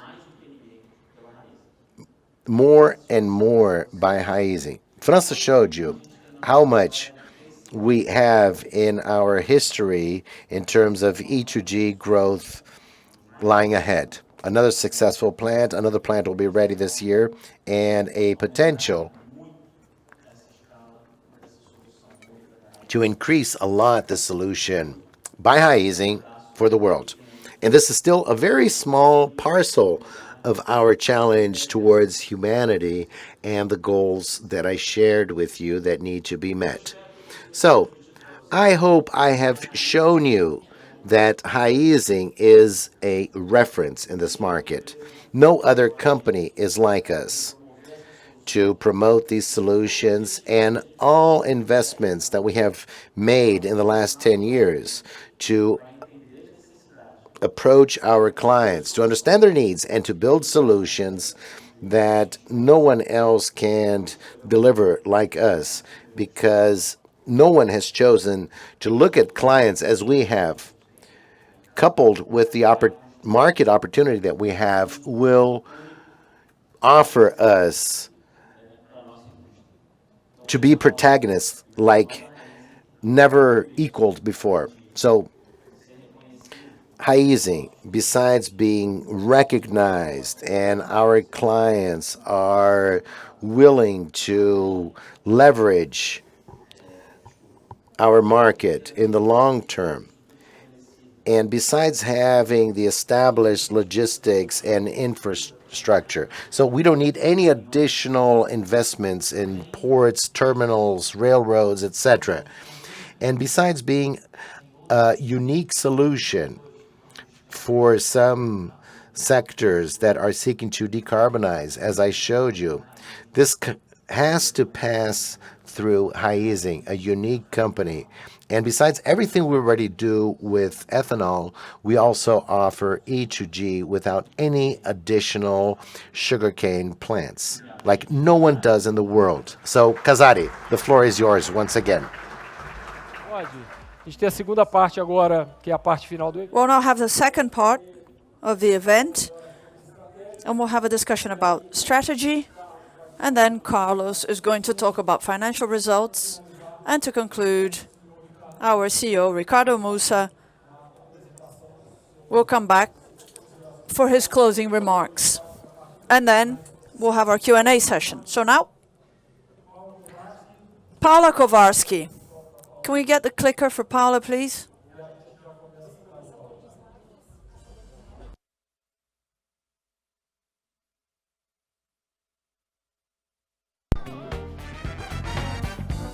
Bom dia, pessoal. Good morning. Can we take our seats, please? I was thinking about how I was going to talk about strategy, energy transition, and reconnect our conversation after these amazing presentations we've just seen. And now, let's go back to our challenge. We are right in the middle of a transition journey, lots happening at the same time, lots of opportunities and challenges. Opportunities are bigger than challenges, and we've been studying this topic relentlessly. And the more we study it, the more we convince ourselves that, and to remember what Musa said during the IPO, Raizen is the right company at the right time with the right plan. Why are we so convinced? Why is our conviction increasing? Because we are different. We are unique. And when we are different and unique, sometimes it's not that easy to explain that. It's not that easy to convince people. I've been on the other side of the table. I know how hard it can be to understand this, with all the math that is so difficult. What I can share with you is that I have been conveying this message not only here in Brazil, but abroad about the potential of Raizen. So, to warm up, we decided to have a quiz with 4 quick questions to get the ball rolling. First question. Think quick. What do you think is the global investment required to limit global warming to 1.5 degrees Celsius? We are talking about $3 trillion. Almost twice as much as is invested in power a year. The global GDP is 100 trillion. Last year probably grew by 3 or 4%. So you need to invest the global GDP in the decarbonization journey. Whatever that number might be, it's huge. And the conclusion is it has to be done. We have to rush. We have to use the solutions that are available right now. Second question. Based on expert projections, what do you think is the percentage that can be electrified out of the global demand for transportation in 2050? I know it's a long way away, but you'll be surprised. It's 35%. So, what's the conclusion?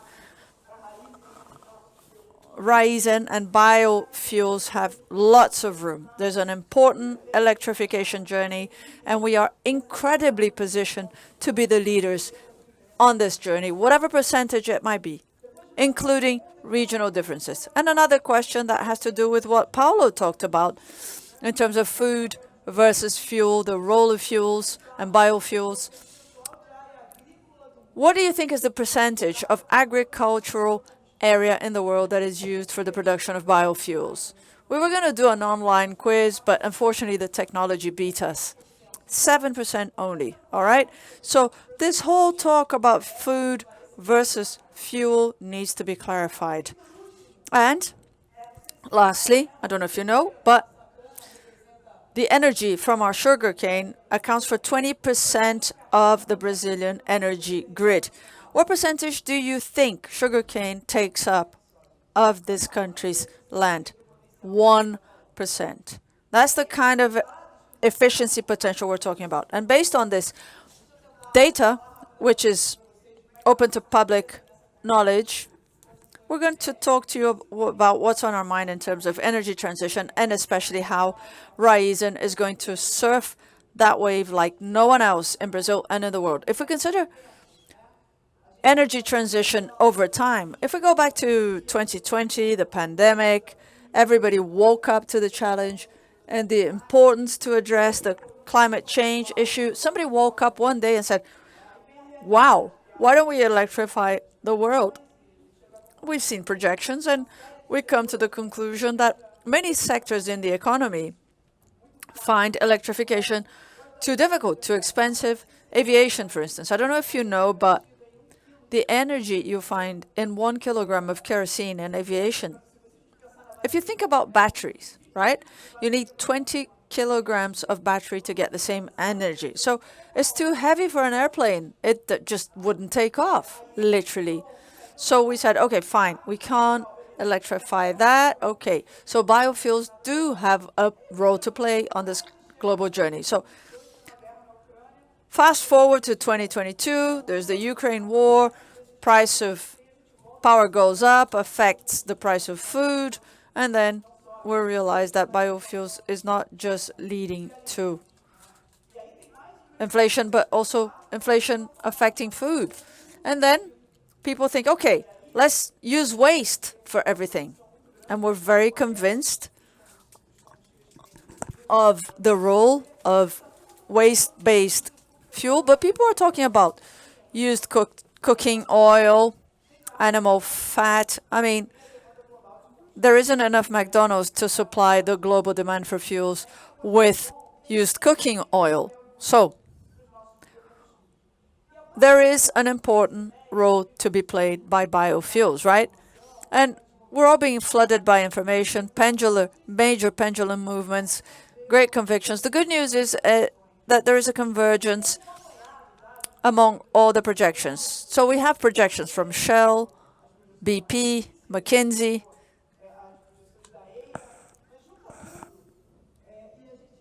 If we get all of these projections together, we see that there is a recognition about the role of biofuels in the decarbonization journey. The demand for biofuels should double by 2030 and more than treble by 2050. These are the figures Paulo mentioned to you. If we look at the sustainable aviation fuel mandates that the world has committed to by 2030, it's an equivalent demand for ethanol of 9 billion liters. If we add the gas blending and other fuels, we're going to have to continue to use fossil fuel to a degree, and then you decarbonize that by using biofuel, so that's another 11. If you add that up, that's 20. Brazil produces 30. Amazing, endless demand. Now, if we look at 2050, if we extrapolate these projections, they point to the fact that half of that demand is for sustainable aviation fuel, because there's no expectation to electrify that by 2050. So if you do the math, if you consider 25% of the SAF being produced from ethanol, you're talking about 30 billion liters. That's Brazil plus the US, and it's not enough yet. So, huge demand. Now, if you look at supply, I mentioned waste oils, used cooking oil, animal fat. There's a limitation to all of that. That stops off at 30%, and then there's a recognition, that purple bar, 2030. This is cellulosic. And this is us, right? We're the only ones who can do this so far, and we'll probably be the only ones for a long time. And the pink bar are energy crops. So yes, there is an increase in the production of biofuels from agricultural input. Now look at 2050. Look at the increase in lignocellulosic. Energy crops do lose out on some share, and that light pink bar are synthetics. Sugarcane byproducts also have a role to play in non-biological options. So there's an important role for biofuels to play globally.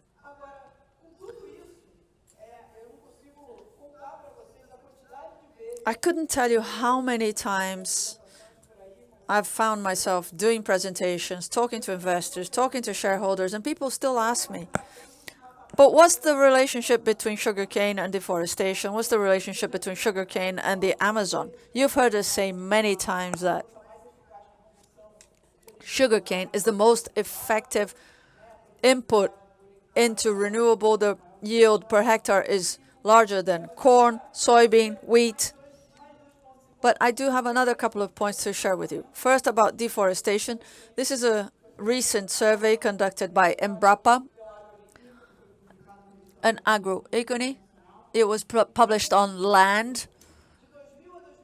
The conclusion is, from 2000 to 2020, all the increase in sugarcane production in Brazil happened over pasture land.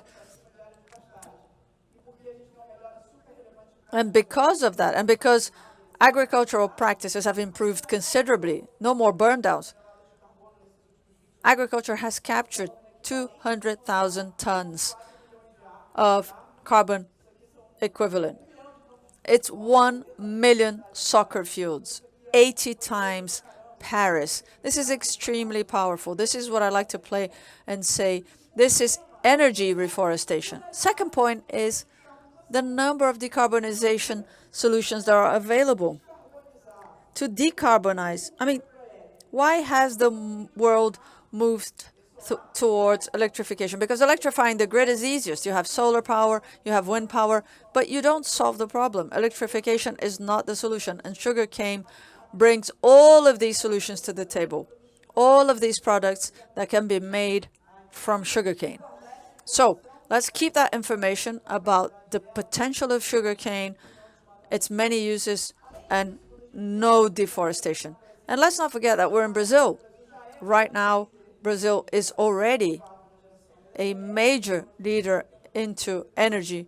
Renewable, 83% is made up of renewables.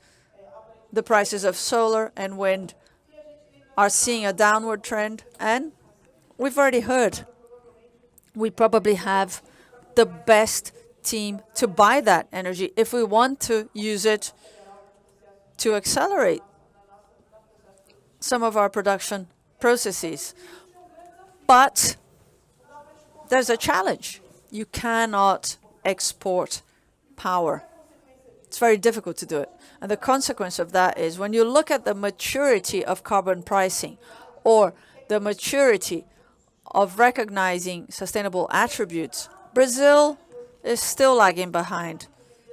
That's why we're selling this in Europe and in the US. We're not just selling carbon footprint reduction, but the competitive advantage of making it from a crop that can be sustainable across the board and going into the market with E2G, which is essentially waste. So let me try and summarize how we're thinking about Raizen's future and the future of ethanol, which is right now. You've seen this slide before. We talked about sugarcane. There are three aspects to it. The juice we use for first generation ethanol, that's the first wave. We use a lot of our bagasse to produce bioelectricity. This is waste, but it plays an important role in the carbon footprint of our ethanol compared to corn. And now we want to use more straw to replace bagasse and burn down, use electric energy if we can buy it cheaply, and to use more waste to produce second generation ethanol. That's the third wave. And again, we are leaders not only in the technology, but we are the only ones who have the market knowledge. Paulinho has offices around the world. These are clients that buy our first generation ethanol, who will buy our E2G, and in the future will buy all the other products. And in the third wave, we also have biogas. The tech challenge here is much less than 2G, ethanol 2G, and the renewable attribute is much bigger. When we think about it to replace power or fossil gas in burn-down and the fourth wave, we talked a lot about sustainable aviation fuel. There's major demand in Europe, especially for second generation ethanol here, so that it is definitively considered as an option that doesn't compete with fuel, with food. We're also looking at a possibility of turning biogas into biomethanol, which, just like E2G, can be transported using the existing logistics and sold to the same customers, clients we sell E2G to. Green ammonia, I don't know if you know, but the difference between producing blue ammonia, which is from natural gas, and producing green ammonia is basically replacing natural gas by biomethane. But then the green ammonia is worth twice as much as it's worth in the international market, with the implied carbon price of $300 per ton. So how can we make sure that we are capturing that benefit? Paulo talked about bioplastics. There's also demand in Europe by bioplastic producer to invest in Europe, and to do that you need second generation ethanol because it doesn't compete with fuel, with food. So there's a huge potential to develop these products. From the second wave onwards, we're talking essentially about waste. And it's no surprise that international organizations are worried about feedstock to produce biofuels without competing with food. And we have the potential to do that right here at home from sugarcane. And the second piece of good news is that the more we move towards the right-hand side of this chart, the smaller the carbon footprint, and the lower the COGS, the cost of goods sold, because this is essentially waste. And to conclude on that side, we will not only use energy from sugarcane, but will also increase productivity and production. So production and yield to grow more using the same hectare, to have recurring capex that doesn't increase, and have increasingly more efficiency. As we reduce our carbon footprint, this is from waste, so we'll capture even more premium. So we are designing a business that will be a huge cash generator. And again, why are we so convinced that Raizen will be doing that? Because we have everything it takes. We say that E2G is a specific thing, in terms of technology development. But if you think about it more broadly, you have to build plants, you have to build the supply chain, you have to have access to the clients, you have to be able to close deals, you have to de-risk the process, to find funding for it, and we will be replicating that for all these products, or for those that will generate more value and cash for the company. And to conclude, it's not just about being renewable, it has to be sustainable. Being renewable and being sustainable implies a sustainable production process. You know what our goals are, and I just wanted to share with you how we have advanced on this journey. 7% carbon foot reduction in ethanol. We're taking strides towards achieving that goal. We have 99% traceability in our supply chain, so our ethanol has a smaller carbon footprint and higher carbon credit prices. We're selling premium sugar, premium ethanol, because we have traceability. We can prove the traceability and the sustainability in our chain. Water consumption, 11% reduction when compared to the baseline. Why is that important? Because it's efficient, it reduces cost, we're using more water from sugarcane, so circular, and we're becoming more robust to any kind of climate change, whether there's water available, if we have water available in our own process. Certified bioparks like Bon Sucro, you saw this number. It was higher last year. It's smaller because we have brought in Biosev. We're bringing in Biosev's assets to the same Raizen levels. A third of certified Bon Sucro certified sugarcane around the world is Raizen's, and that's why there's a queue at Paulinho's door. People want to buy his sugar, his ethanol. We're talking about our own sugarcane.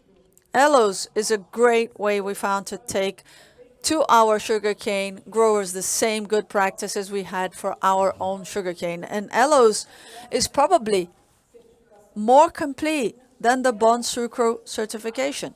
Sustainable procurement, sustainable supply chain, sustainable value chain, and it goes well beyond the sugarcane. Francis mentioned how the supply chain is being developed to accelerate the construction of our E2G plants and female leadership.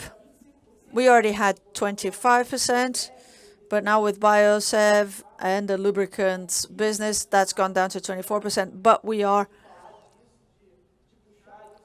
driving this forward with Greener, with Musa. It's a challenge, not only to attract these talents, but to retain these talents, to develop these talents, and we'll go far. And before I turn it over to Carlos, our CFO, not only are we changing this in terms of price, but we are also turning this into money. 3 billion reais worth of our debt are green. That's one of our sustainability pillars. So I'll turn it over to the real money man now.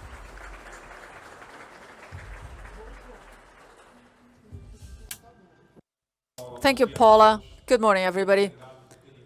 Thank you so much for coming to Raizen Day. Thank you so much for joining us online. So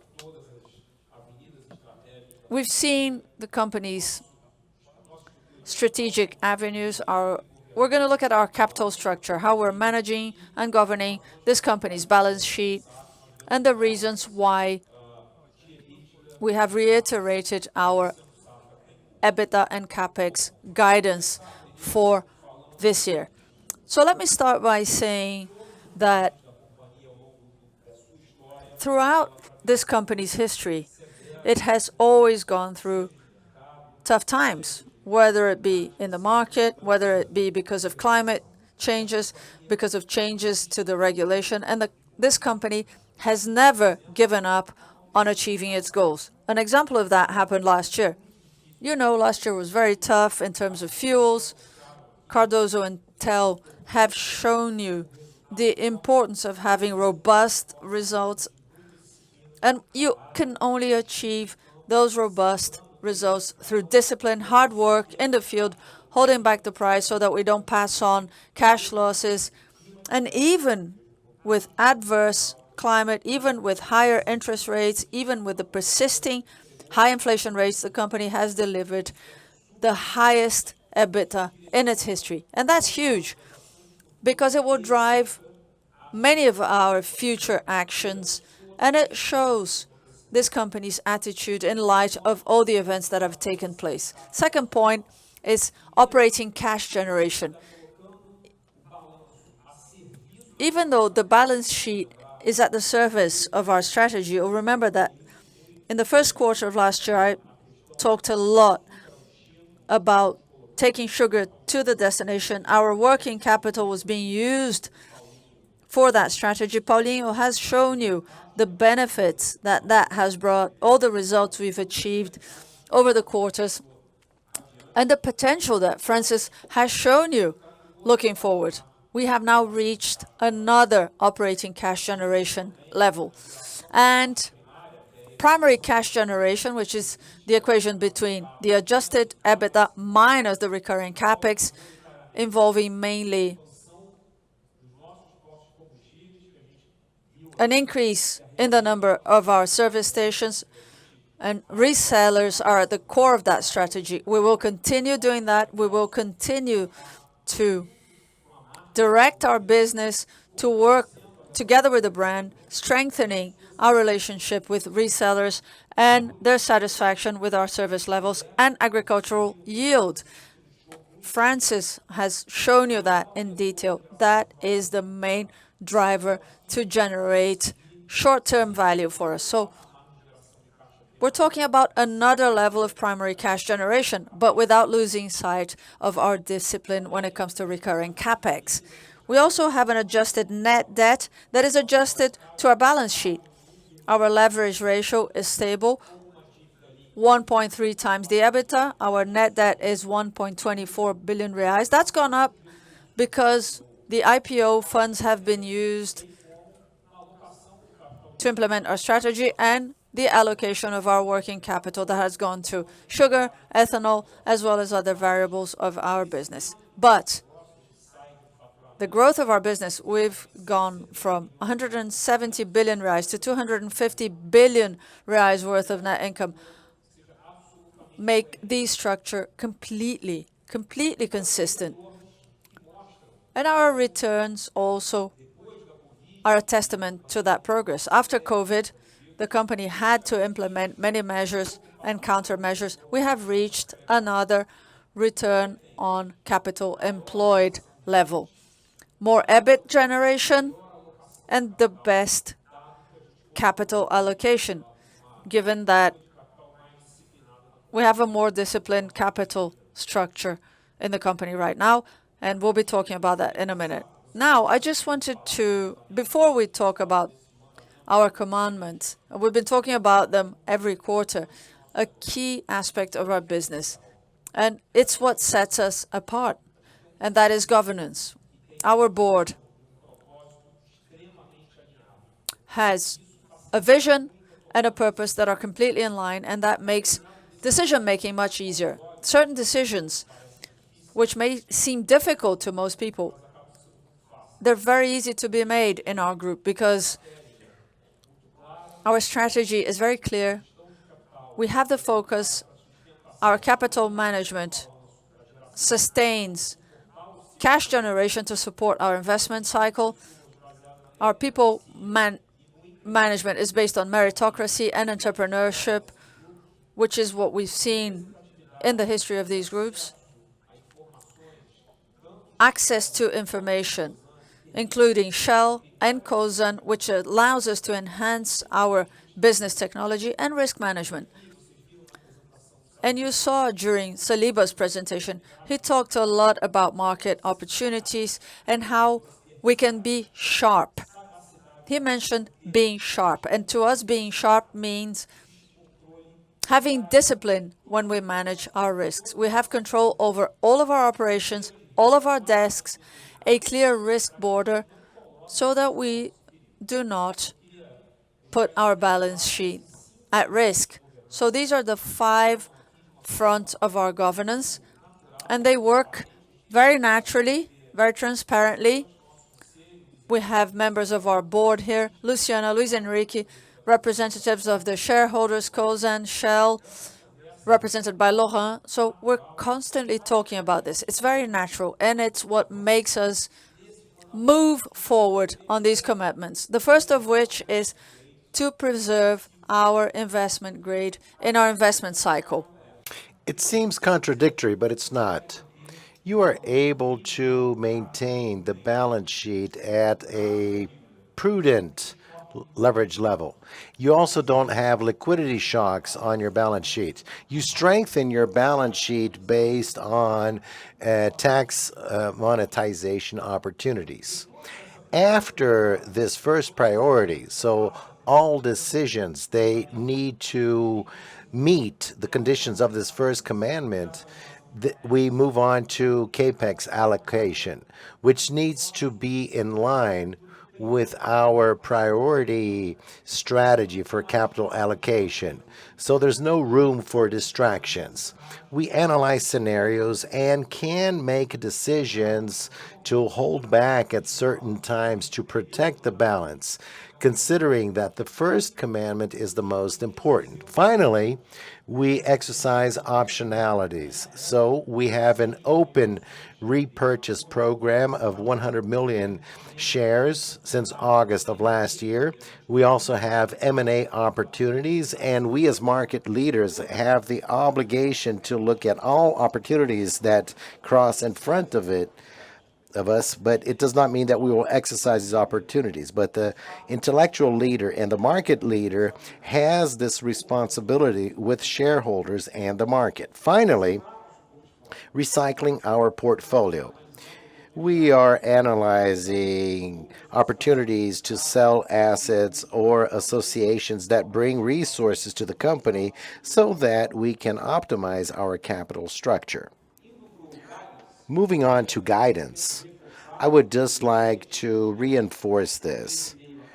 We have 13.5 to 14.5 adjusted EBITDA.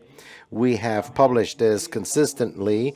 Our capex is 13 to 14 billion, and 70% focuses on maintenance, which is to continue our agricultural yield and also expand our Shell network. And 3 great avenues of expansion, looking at value, not cost. So it needs to be clear that what we are doing in the agricultural year journey is independent necessarily of cost, but discipline in executing those no levels that France is achieving in operations and power. We need to allocate capital in a smart way, but with strict cost controls. And in mobility, we need to expand the value of our legacy. You saw in that mandala that Dell presented that the frontiers in relating to consumers, they will expand even more. Clear priorities regarding the size of this allocation. This year, we will have the greatest level of investment cycles, and it will cool off in forthcoming years with capex that is more in line with our capital structure. So we will jump from 13 to 14 and decline thereafter in terms of allocating investments. Here I want to go a bit slower. This is a very important leverage guide for our business. In March 2021, we had a balance of 4.6 billion in tax credits in all locations and geographies. In 22, we reached 6.1 billion. We accumulated 4.3 and we compensate or offset 3.2.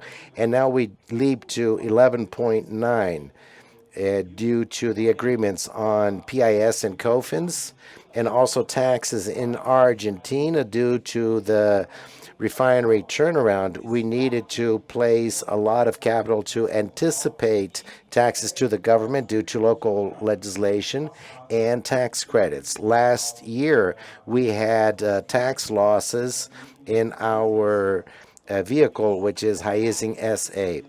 All of this, plus the growth of compensation, so jumping from 3.2 to 3.7, we reached 11.9 billion. This is broken down into the following way. PIS and COFINS is a currency. It is versatile. You can offset it with any federal tax. If I have a taxable profit ahead and I compensate 30%, 70% needs to be dispersed from my cash. So I can use the 6.9 billion for this. So we have constant recovery tests that offset this. And the other block is ICMS. We have 2.5 billion. And here's a very important factor this year, which was the implementation of monophagia. Besides reducing evasion, tax evasion, it will provide greater liquidity in ICMS, since withholding needs to be done by those selling products wholesale. This will facilitate a lot. We hope that hydrated ethanol also enters this scheme, and this will facilitate the dynamics of the market. And then we have tax losses, which is 1.3 that you can offset, 700 million of taxes in Argentina of value-added taxes, and 500 million of other businesses. So we have a strong machine with compliance so that we can offset this in the most effective and safe way for the company. To wrap up, I would like to show you the progression of the net indebtedness. This capital discipline is materialized in this commitment. We have a net indebtedness of 20.4 billion, and we're using a conservative guidance of 13.5 billion, and also conservative scenarios of cash disbursement. If we also consider the effects of interest and the liquidity levers that include working capital, compensation of tax credits, and asset sales or monetization of contracts, with the accumulation of interest, we should stay between 20 to 22 billion, thereby maintaining the security of our balance sheet during this cycle. With this, I would like to bring Ricardo Mussa back on stage for our final considerations. Thank you, Mussa.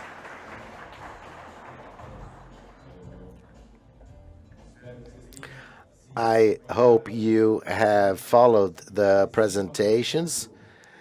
I talked a bit about the past, how our last year was. I mentioned the IPO, and I hope you have seen with this top team what we are working on to adjust what needs to be improved and accelerate our growth. So for 23, 24, you can expect that we will continue what we planned back then and the delivery of all strategic commitments of the company. And here I will summarize each point. So going back to the journey, the yield journey.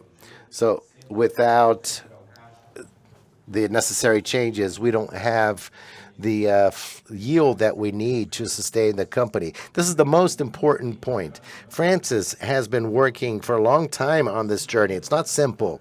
We already have crossed more than half of this journey. We're almost reaching 2/3 of our plantations to the new conditions. But most importantly, we were able to make the necessary adjustments, and I'm very confident here. This year is being helped by climate. This is an exceptional year in terms of climate. So we will not just close the gap, but we have a very good push from the climate. So I think this will be very positive and surprise us in a very positive way. The second point involving ethanol, Paulinho showed us. We want to keep doing what we do well, the diversification, the premium with regard to Exalc. We have volatility in ethanol prices, price drops due to the drop in crude drops. Ethanol is becoming competitive compared to gasoline, and we will probably have a very good year in terms of ethanol exports. Later, I would like to call Francis back to talk about E2G. This, as I showed you back then, this is a project. We are reducing the organizational risk here. This project, we delivered the best production year in history. So the operational risk dropped significantly. The execution risk, the second plant is just around the corner of being inaugurated in September, October. So the supplier network is well lubed, and the contracts for this second crop year have reduced our risk to zero. So this is a very, very low risk project and great returns for the company. Added to this, you saw Carlos talking about the tools that we have with the ethanol anticipation contracts. This will adjust even more our balance sheet. So every day that elapses, I see that the market has still not priced this. So this is already contracted, and I would like to call Francis. Could you show the video about E2G? This video shows the stage. I talked to many investors, and they say, I don't believe in E2G. Yesterday, I brought a live video from our Piracicaba plant, and now I want to show you how the plants have evolved. Can you play the video, please? Very nice. I think we talked a lot about the plants. It's nice for you to see how they are. Here we see the works. This is plant number 2, the Bonfim plant, that we are handing over in the second semester. This plant is basically concluded. All equipments have been erected, and now we're in the less visible portion, automation and electrical. This is in line with our plan, and soon we will start it up, and we will do the commissioning procedures to start operating this plant. And you can see that it is in line with what we had planned.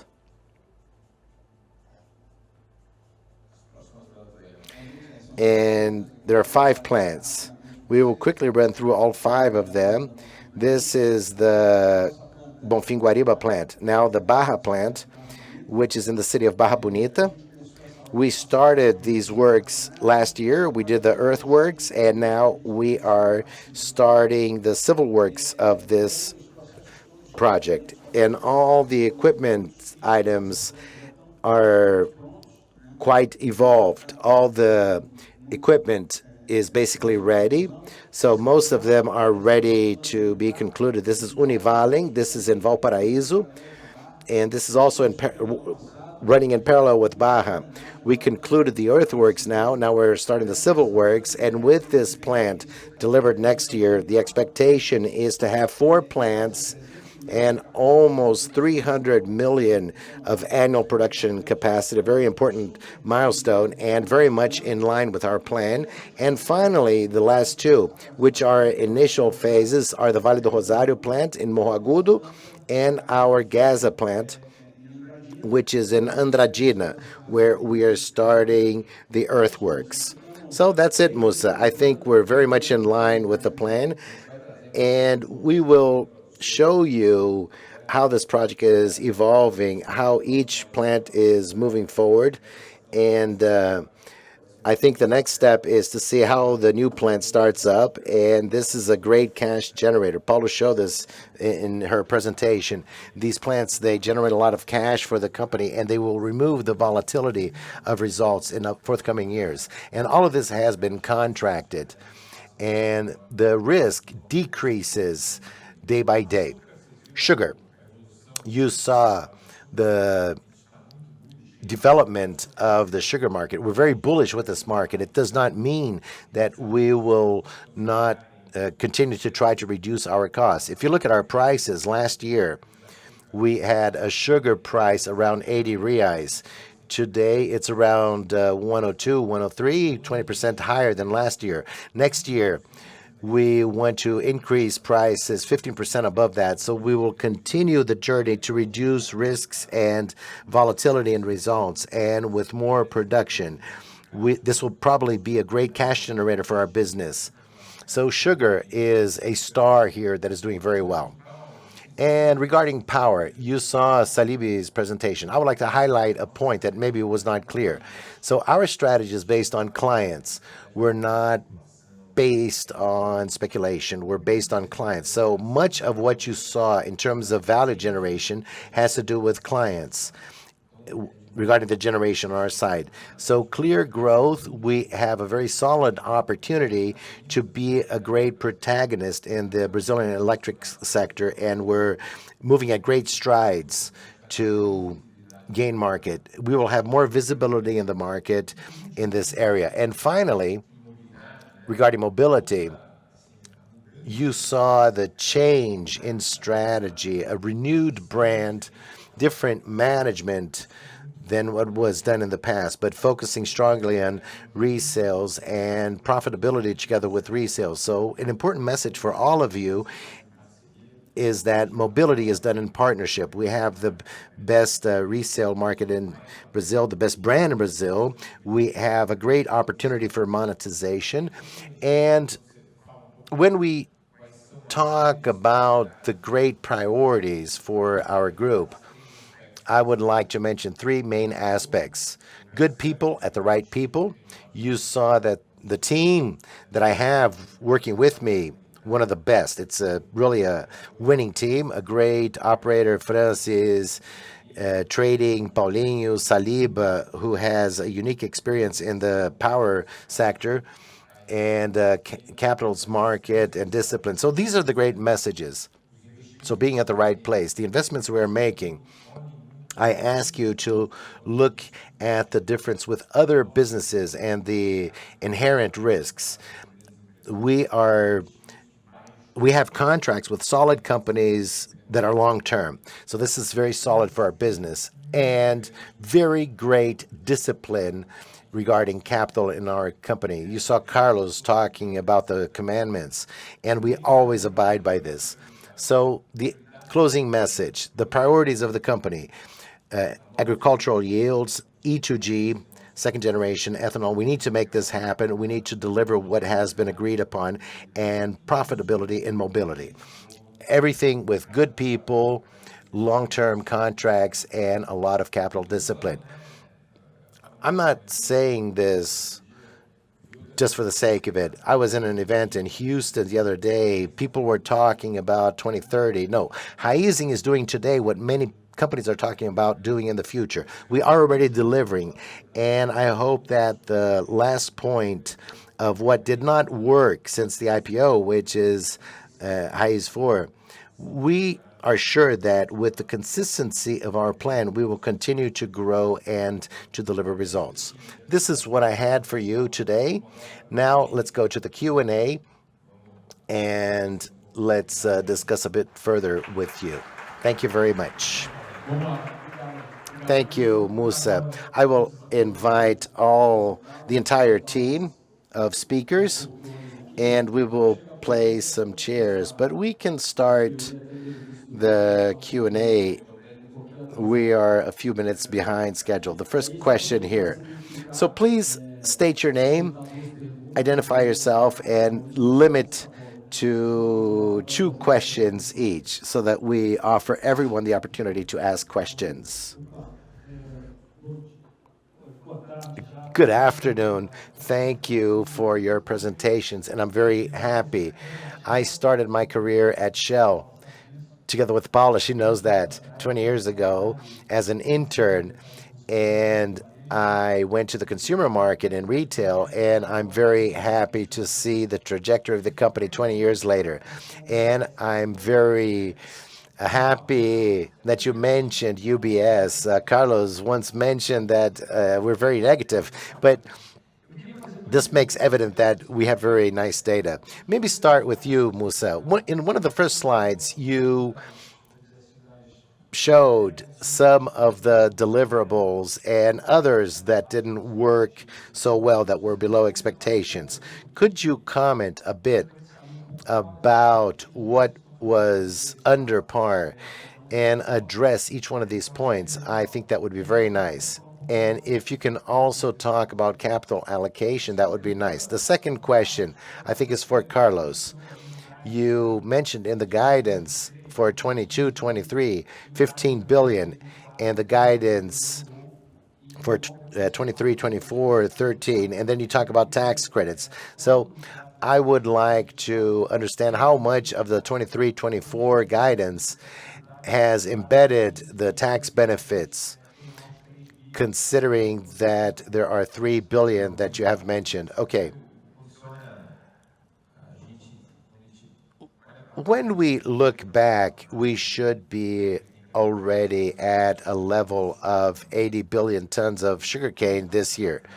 When you have a plantation that is much below in terms of quality, a drought affects even more the crop. So looking back, I think we underestimated the quality of our plantation. It's worse than we imagined.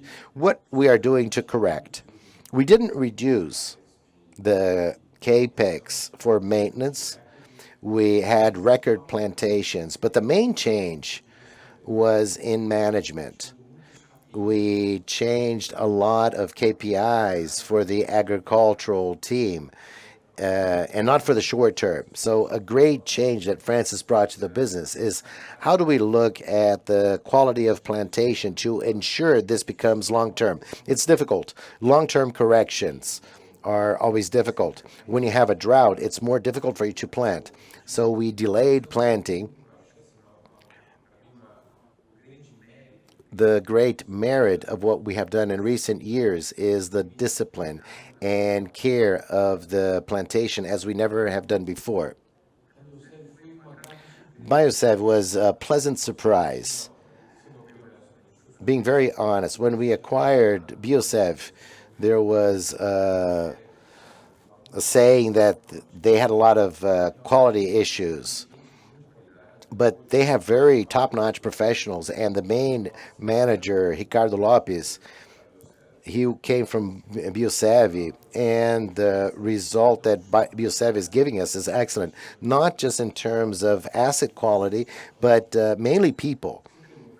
So if you ask me, where we were lagging in terms of the IPO was in agricultural yield. This was the main difference of everything that we planned. We had very bad weather years, but this year we can't complain because it's been above average. Our productivity has increased significantly, but we always need to look this in a relative fashion. So when Francis mentioned, this is the best indicator for cane producers. We will always have volatility. We'll have below average, above average, but it's important to look at this. So if something is not well, we need to look at that very keenly. But this takes time. And now we're living a moment of more elevated capex to correct the plantation. This is the main point.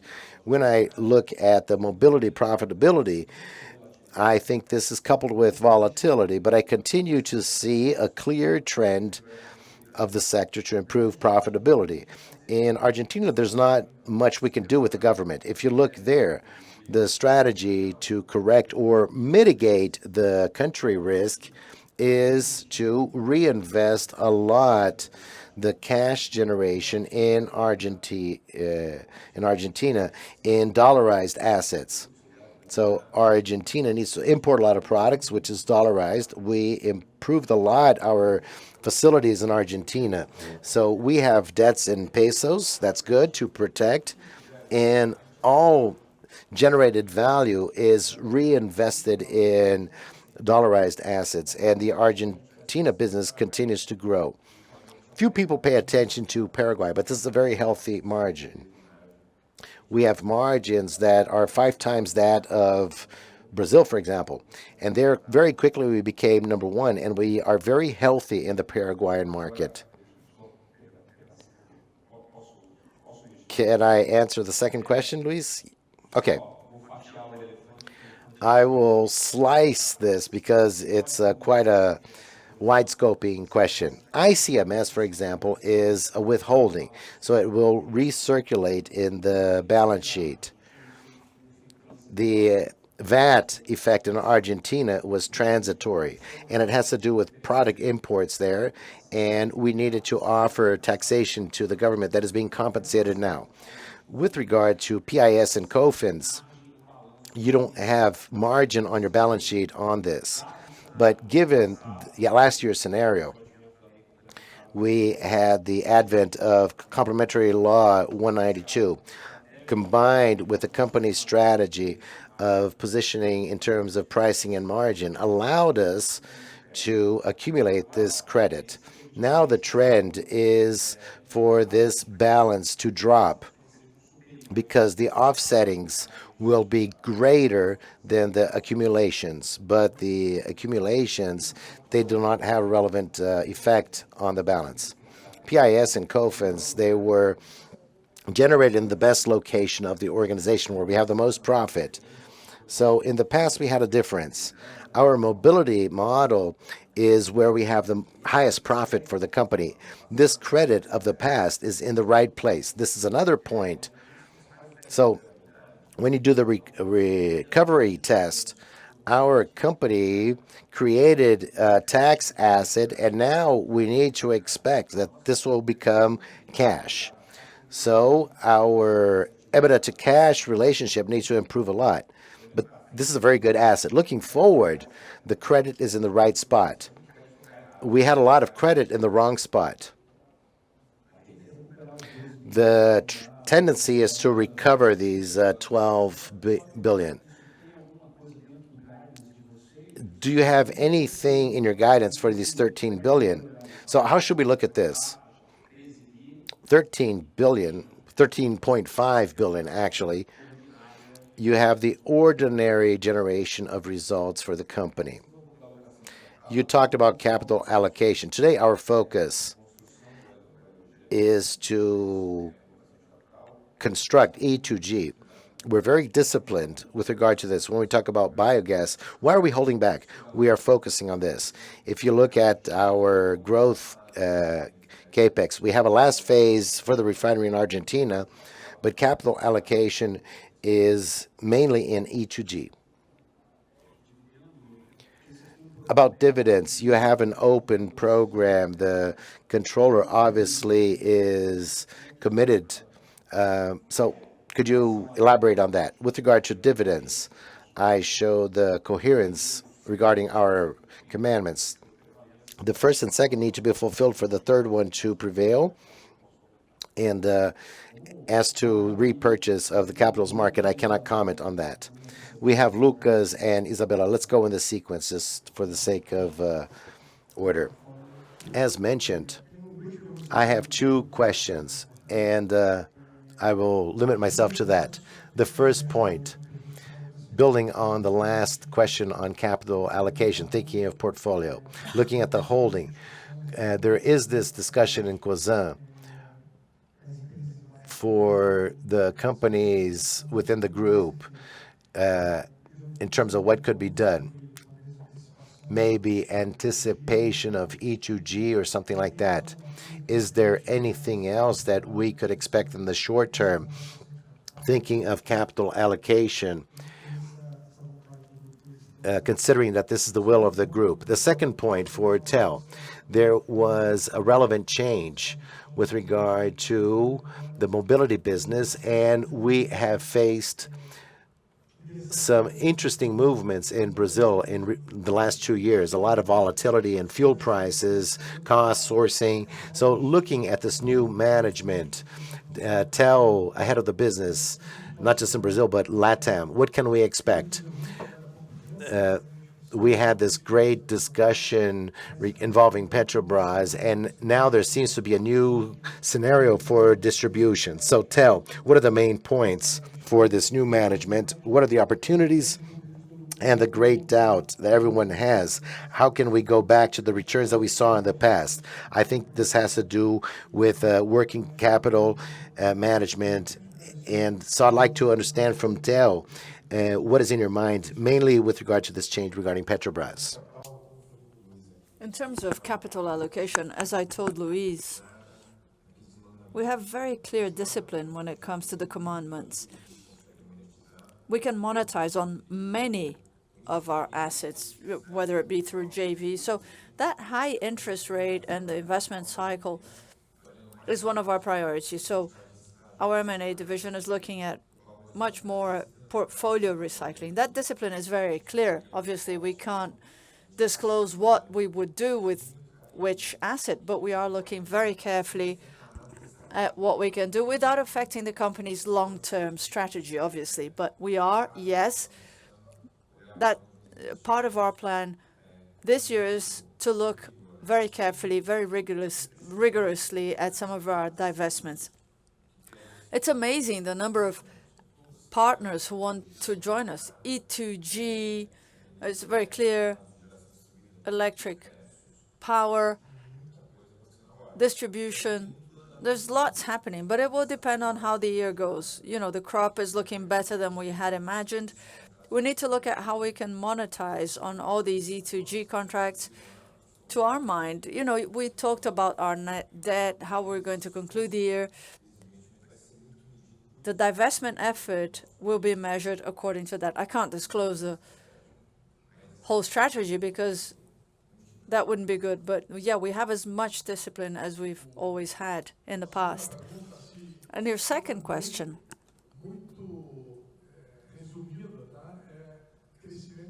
Very briefly, to grow with profitability hand in hand with our entrepreneur resellers. And we want to explore the pillars that are part of that wheel I mentioned, but focusing on our premium products, focusing on our integrated infrastructure to be able to optimize, as you said, our working capital, and also working hard on loyalty solutions, especially Shellbox and proximity. Those are the areas we'll continue to grow in to have more profitability, integration with our corporate reseller partners, B2B, the industry. The objective is to grow with profitability. And as for Petrobras, we are one of Petrobras's biggest, if not the biggest client. So in my opinion, they said, I'm not going to look at imports. I'm going to look at opportunities for my clients. What are the options for my client? I'm going to price so as to make sure that my client remains competitive. So we heard them and we thought, that's great. They're talking about clients. They're not talking about policies. That's good for us. And when we talk to them as clients, that's great. Whether it's A or B, it will be competitive. So I thought it was very interesting what they said. It was very intelligent, actually. The risk is if oil prices hike up. But in the current scenario, as one of the biggest Petrobras clients, if not the biggest, I think it's great. They're looking at clients. We've never heard Petrobras talk so much about their clients, so it's great. Lucas, then Isabella, then Tiago from BTG. Lucas, go ahead. Hi, everyone. Thanks, Lucas from JP Morgan.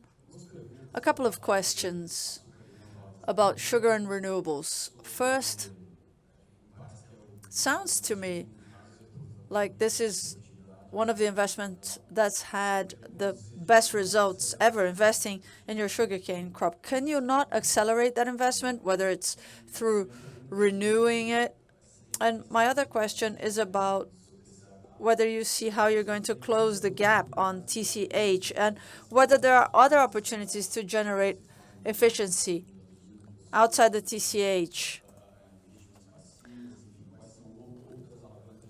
About the yield, do you have other value generation levers when you compare your park to that of other companies in the industry? Can you improve your 80 yield that you mentioned? And about selling sugar, you talked about price levels. I think you've sold forward for this crop, but what about for the next crop? How are you seeing it? Are you feeling optimistic? Are you going to wait a little bit? Do you think there's going to be a bit more upside on sugar? What's going to happen in terms of commercialization? I think Francis can take that. Yeah, thanks for the question, Lucas.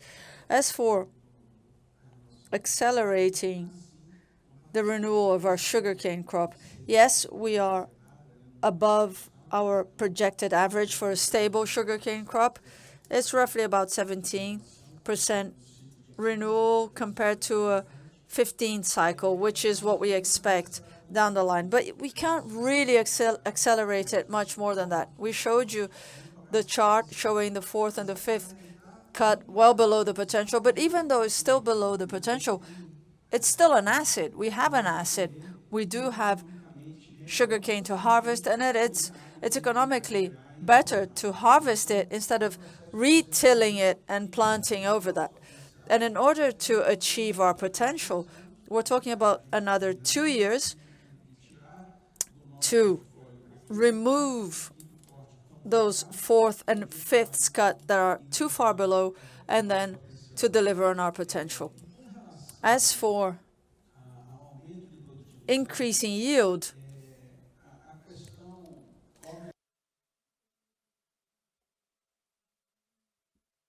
so we do have benchmarks, but we don't look so much at absolute numbers. We tend to focus on the unit cost of the sugarcane that was delivered to the plant. So in some of our regions, the environment is less favorable. North of the state of São Paulo, where it's drier, it doesn't really make much sense to invest that much in the sugarcane crop to have the potential to get more sugarcane out of that region, because there's a much higher risk of drought. So we need to make sure that we find the sweet spot between the minimum cost and to be able to deliver the sugarcane to the mill. But what we are investing in that is relevant is irrigation, because that investment has a huge yield upside. In areas where we have water stress, we see up to 40 tons more per hectare. So we will continue to move forward on our irrigation agenda. And in addition to that additional yield, there's also stability, because wherever there is drought,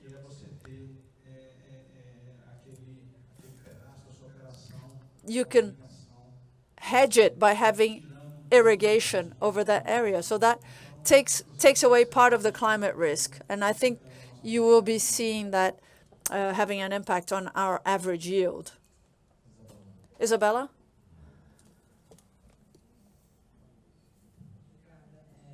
Thank you. Hi, good morning, everyone. I have a couple of questions. First is about biogas. Musa, you mentioned some business perceptions that were different to how you saw it 1 or 2 years ago. Could you give us some more color on that? And what about capital allocation and how you're planning your modules? My second question is to Saliba about power. So looking at that 3 billion real EBITDA ambition, what goes into those 3 billion, considering the different business fronts? And What about capital allocation? What needs to happen to get there? Well, we learned something really cool in biogas. It can be used for many things. The simplest is to convert it into electric power, as we saw at our Bonfim plant. And it's not the best use for biogas. So our first decision was we shouldn't really use biogas for that. The second thing you can do with biogas is to inject it into the grid. So what we're doing at our other plants, like Costa Pintos, we sold it to Yara, Scania, Volkswagen as a replacement for natural gas. So our 35 gas out of them, we can do that in 6 of them, considering the distance in the grid. So we'll move forward, we'll move ahead with those plans. We're holding back on biogas because it's a fantastic product, but it doesn't travel well. There isn't a great deal of energy density in gas. So we're thinking what we can do with such a great product. When Paula talked about producing green ammonia, urea, Brazil is a huge fertilizer consumer. We import fertilizers to this country. We are in a fertilizer import parity. Raizen consumes fertilizer, and we have the potential to produce that in our backyard. Couldn't we use this biogas for something more valuable, considering fertilizers? So we're taking a break. We're thinking about it because just rushing to transform it into electricity, it seems a waste of the molecule. So there's a lot more that can be done. We're looking at options for the use of biogas. What will be unavoidable is the conversion kit for our truck fleet to biogas, because if you replace diesel, it's too expensive. It reduces carbon footprint, but I love the idea of fertilizers because obviously we can never do it alone. We need partners, people who understand about it to make the most of that product. So biogas, looking at those waves that Paula mentioned, we're trying to get the best value out of that. And the main change since the IPO, Isabella, has been that the electric energy scenario has changed in Brazil. As Francis said, 75% of the bagasse we consume from our mills go toward producing steam and kinetic energy to run the mill itself, which is a waste, in my opinion. The product is too valuable. It's like running your mill like a steam train. That's inefficient. So the idea, the business concept I love the most is to electrify our process. If we do that, we'll have a lot more bagasse left over. And bagasse is basically a battery. There's energy in bagasse. If you convert bagasse into ethanol, it can travel to Europe. And Brazilian electric power doesn't travel. So right now we're discussing what to do with this molecule. Biogas could be used to run our boiler, and there will be more bagasse left over from that. There's huge demand for E2G, so we need to be very intelligent about how we allocate our energy. So we're going to do everything we can to improve the efficiency in our industrial complex to make the best use of bagasse, because bagasse to produce E2G is gold. So that's another play. We can replace the bagasse in the boilers, but is that the best use? I mean, you could come to regret those decisions. There's so much we can do. There are so many E2G plants. There's so much capex. It's worth our while holding back to understand what the future holds. We're confident that we're going to deliver on our plan, but maybe differently. We can give you more detail about the 6 plants that are being built, how many are coming, modules and plants. We were talking about 39 modules. Forget the 39. We were talking about 1 billion liters of biogas, electric energy equivalent. The biomethane has a different power. So we have 2 plants. One is ready. One is being built. The first wave is probably 7 plants connected to the grid that will be built in mills where there is E2G because it increases the production of vinasse exponentially, and it makes vinasse production more linear. So we can have a more consistent production along the year. And meanwhile, we'll find the best monetization strategy. Saliba will talk about power. About power, there are two elements to pursue in terms of increasing EBITDA. The first one has to do with scalability, increasing sales volume, increasing commercialization to the end consumer. Organically speaking, 1 billion reais worth of EBITDA, which is what we had in 2021, 2022, that will grow organically by expanding our customer base. The second element is the share of wallet of those clients. And we'll be splitting that share of wallet concept into two parts. First, smaller clients who are willing and want to have a different experience from technology with trust, to be next to someone who has credit. They know we're not going to leave tomorrow. They will be able to deliver that product for the duration of the contract. There are share of wallet margins in that opportunity. And then bigger clients, as Musa said, Raizen. But if you think about the macro concept nationwide, we're talking about the reindustrialization process of Brazil. Electrification will enable lower costs to its clients, to our clients, so we can provide them with cheaper power. Those are the two share of wallet elements. With regards to how we're going to deliver that, what platform, what framework we're going to use to do that. It could be organically, and then technologically and supporting Brazil's reindustrialization. That's share of wallet. We'll do that through capital allocation using low-cost tech, low-cost assets that have a minimum return of at least 20% to shareholders. That's the bare basic. So if you bring together the technological reality with the opportunity to reindustrialize Brazil with that capital discipline, we can not only navigate, but grow those 3 billion reais. And we're not in love with producing power. Power generation is much more than just having a client. So what you can expect from us is to recycle our power portfolio. That will be a constant.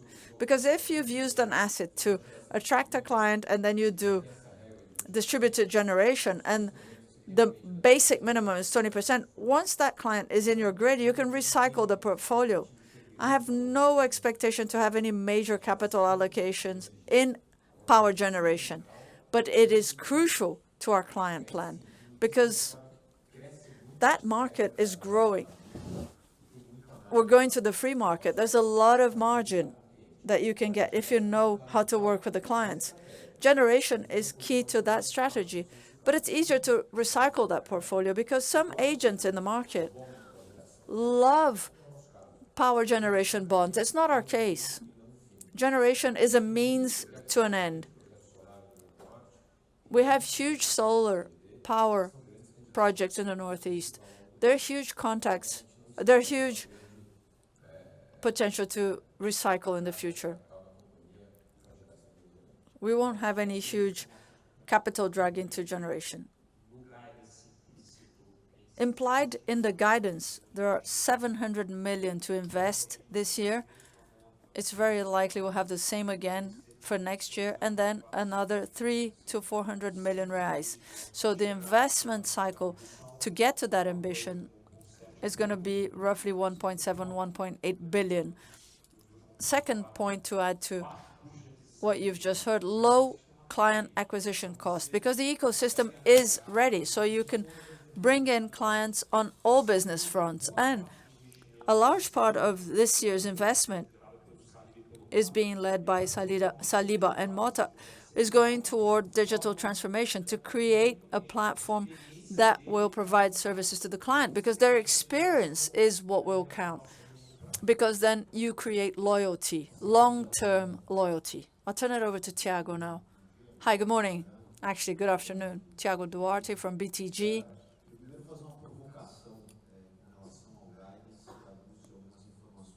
First question is about the guidance and in light of the information Francis has shared with us. 80 million tons worth of crushing. If you do the math in terms of yield gains that Francis is talking about for this year, it's 20% from the first to the fifth cut. My first question is, and Musa actually showed a concern to get to the 80 in terms of crushing due to the rain. So in light of that yield gain, unless you're increasing your planted area by a lot this year, Francis mentioned 17%, which doesn't sound like it's the case, you can go well over 80 million tons. A couple of things, Thiago. I'll take your second question, and Francis can add to it. Well, this year, we have less sugarcane in the spot market, so we're going to have more of our own sugarcane. Now we can afford our spot position for sugarcane because it's not as profitable as our own sugarcane. Since there's a risk of El Nino, why are we going to risk buying a lot more sugarcane considering the El Nino risk? So you're right. We see an upside already now that we're harvesting the sugarcane compared to what we had considered 1 or 2 months ago. So we probably have more sugarcane than we'll need. But we're thinking, is it worthwhile continue to crush, or should we capitalize on that? Because it's worth a lot more than supplier and then spot. So we're managing risk. So you're going to keep sugarcane for the next year? No. Spot sugarcane don't have a contract with me. So there's more idle capacity than the average in the sector. So we have more crushing capacity. There's always an upside. If there is no El Nino, if El Nino is not as powerful, we have idle crushing capacity. And we can also buy sugarcane in the spot market, but we don't have to commit to that right now, because if we do, we're risking having to do that. So but right now it's risk management. But to be honest with you, the figures are looking really good. Great, thank you. It's very clear. That's a great question, Thiago. So we're coming out of that 10-year cycle. Last year, the crop wasn't great, 548 million tons in the center and the south. And now we're closer to 600 million tons due to climate conditions. So it's a small increase. We're talking about macro figures, and the guidance is saying that yield increases will be 5 to 10% based on the guidance we're seeing. And our specific upside, Thiago, is focused on the third cut, because last year the first and the second cuts were within our potential. This year, what we will be seeing an increase in will be the third cut, closing that gap that you mentioned. We're very sure, we're very confident, as Musa said, we have more of our own sugarcane than we had imagined when we established our guidance. We have better results. We're coming out of the risk. We're coming out of a sugarcane spot. As for El Nino, we're using our capillarity and our idle capacity. So we have the capacity to crush 95 million tons with our own structure. And we're very well organized in clusters across the regions where we operate. So we can migrate sugarcane. We can get ready for a worst-case scenario. We can move them to idle mills. And you're hedging. You're preparing for potentially more rain at the end of the year. So we're confident that we'll be able to crush the 80 million tons of sugarcane. Hopefully, it will be more of our own sugarcane, less spot market sugarcane. And yes, that will give us an upside. That's great. May I ask a follow-up question?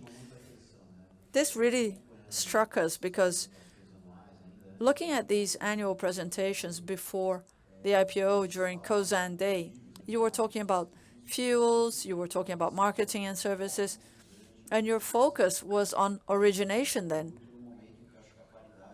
At that time, the parity allowed for a lot more in terms of product imports, and now that was the last item on your presentation. You've been talking about clients and shorts. It's probably no coincidence that that's happening as we're talking about Petrobras stopping parity. Fuels, it sounds like fuel will become more scarce, so your brand will become more valuable. This whole introduction is to ask whether I'm getting it right, the way you're looking at the market right now. I'll take it, and Cardoso can add to my answer. We didn't talk a lot about that because that's well addressed. Supply, logistics. We look at logistics efficiency, terminal fuels, supply, which is under Paulinho. You know, that's doing really well. We have a lot of flexibility when it comes to importing more or less. We didn't talk a lot more about that because the main opportunity right now is for Shell Box, V-Power brand. That's why we focus more on that during the presentation. It doesn't mean everything else is less important. This last move by Petrobras really closed down on the arbitration, but we really need to wait, Thiago. It's very hard to say anything about that. Now, if you spoke to me 3 months ago, it was a whole different situation. There's still a lot of volatility, less than last year, but I think we dealt really well with supply volatility in the last few years. But you're absolutely right. We are focusing on clients, on reselling, the profits of our resellers, our partners, because we believe that to be the model for success. We have increased our marketing budget considerably. We've never invested as much as we have. It was the biggest V-Power launch in the history of Raizen. We've invested a lot more in communication, marketing, products, helping resellers to be profitable. It's no coincidence that it was the best year for contract renewal, best year for new volume. We truly believe that that is the play, the best play to bet with resellers. They have to make more money. We have to make more money. That's the mantra. Cardoso talks about it all the time. We all have to grow. There is no other way than increasing profits for reseller and for us. And it's not just about fuels. We're talking about reais per cubic meter, but there are many other things that help us increase profit. Obviously, we can turn it into reais per cubic meter, but lubricants, what we did in Argentina, what we can do in Brazil, we've barely scratched the surface of what can be done with lubricants in Brazil. Financial services, the NOS group, we haven't done much there. They're going through a huge expansion. It's now becoming relevant. It's now showing in the results. So I hope that the non-fuel related line grows considerably. You will see that as reais per cubic meter because it will decrease when you look at volume. But it's not just about price increases. There's a lot of things that go into it. Even Shell Recharge, it's amazing how the business margin is good. It's still small, but it's very, very good. It's all a journey. And again, having Shell as a shareholder is extremely helpful. We learn so much from Shell, from what they've learned that went well, that didn't go well. Cardoso, would you like to add something? The only thing that I would add is the safety in supply is also part of the value chain.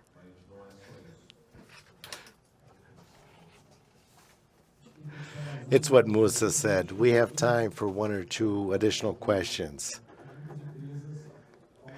Many companies are talking about decarbonization goals with plans to become net zero, and we don't talk about net zero. Paula, could you answer about net zero regarding Raizen? This is a recurring question, and maybe we should clarify on that. I would like to return the question for us to conclude together.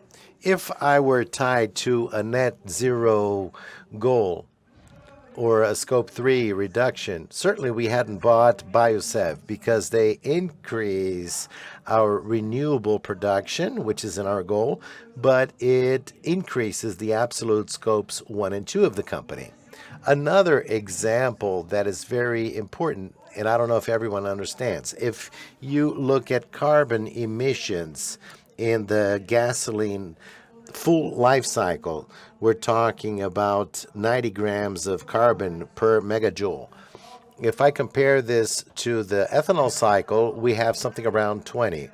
If I make ethanol become zero, I need to reduce 20. But if I produce more ethanol for each additional liter of ethanol that I produce, I am reducing 3.5 times the carbon footprint of those who are burning this fuel.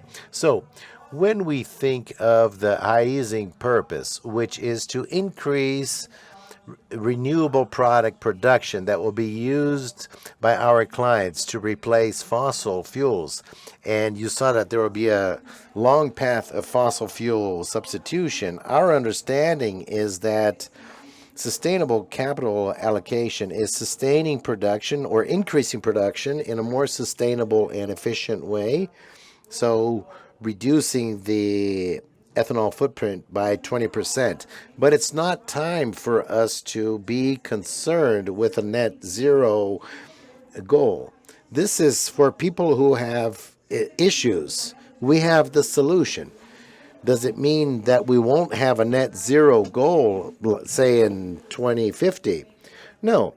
We have several interesting projects, carbon that we emit in ethanol fermentation is the purest carbon, 97% CO2, and the cheapest to re-inject. If we re-injected, we would have net zero carbon or even negative carbon, and then we would reduce scopes 1, 2, and 3. But maybe it makes more sense to take this carbon, use electric power, that is cheaper in Brazil, and Saliba will guarantee that we will always buy at the best price and reduce this in sea bunkers. This is a very difficult sector to decarbonize. So what is the best decision? And which one talks with our purpose of reducing this? So for the time being, for 2030, I don't think we should be thinking of net zero. We are caring for this by looking at carbon intensity, but eventually in the future we will look at this. And we know that there are investor and regulatory requirements, and we will look at this at the right time and with the due conviction criteria. Let's go to our last question. José Alencar from XP Investimentos.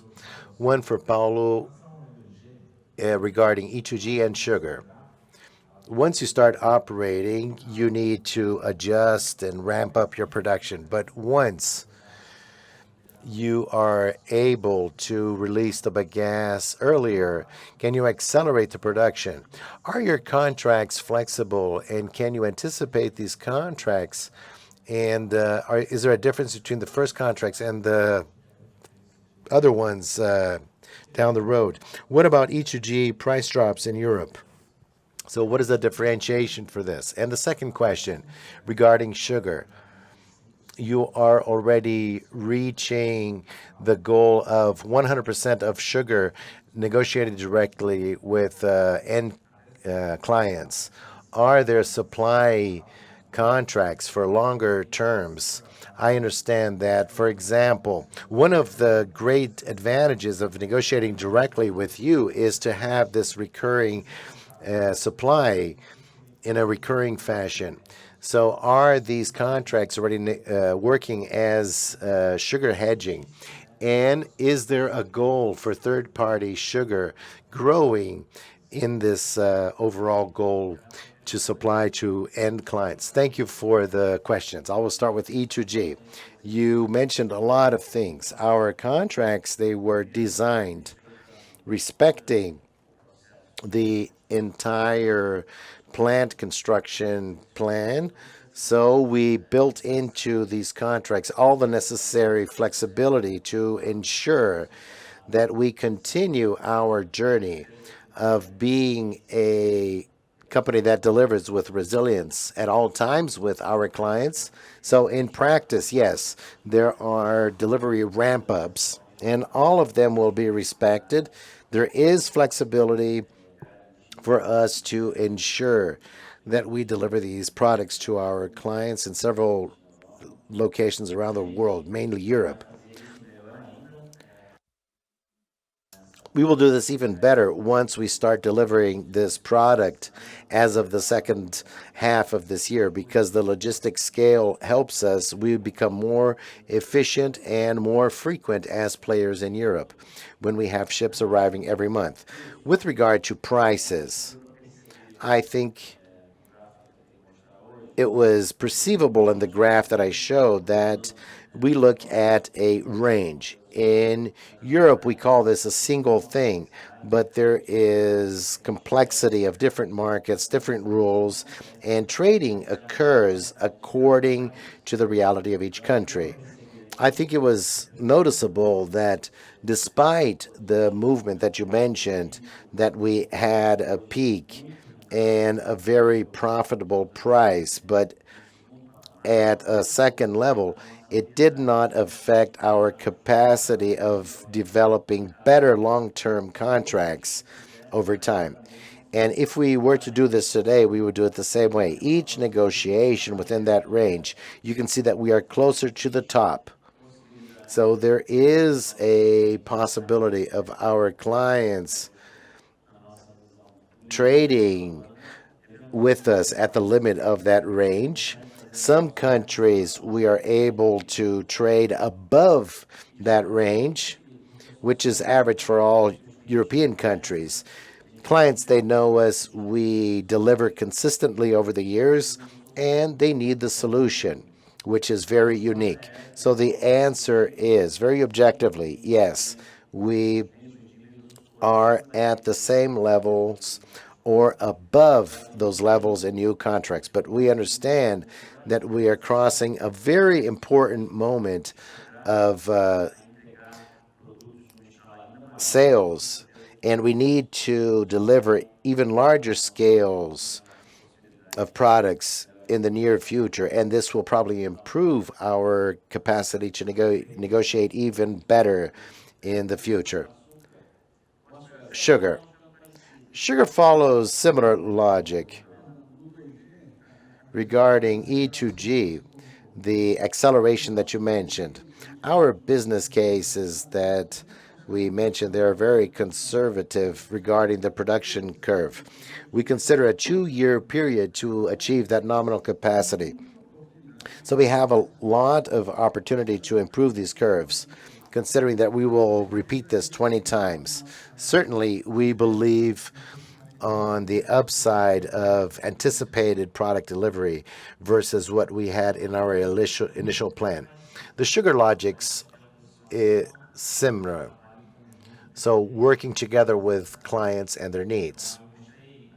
I showed the non-GMO sugar cane chain, which is based on long-term contracts and clients that want to ensure that this is a perennial solution, and this allows all the investments that we need to make so that these solutions are long-lasting and effective since the start. So the logic is very similar.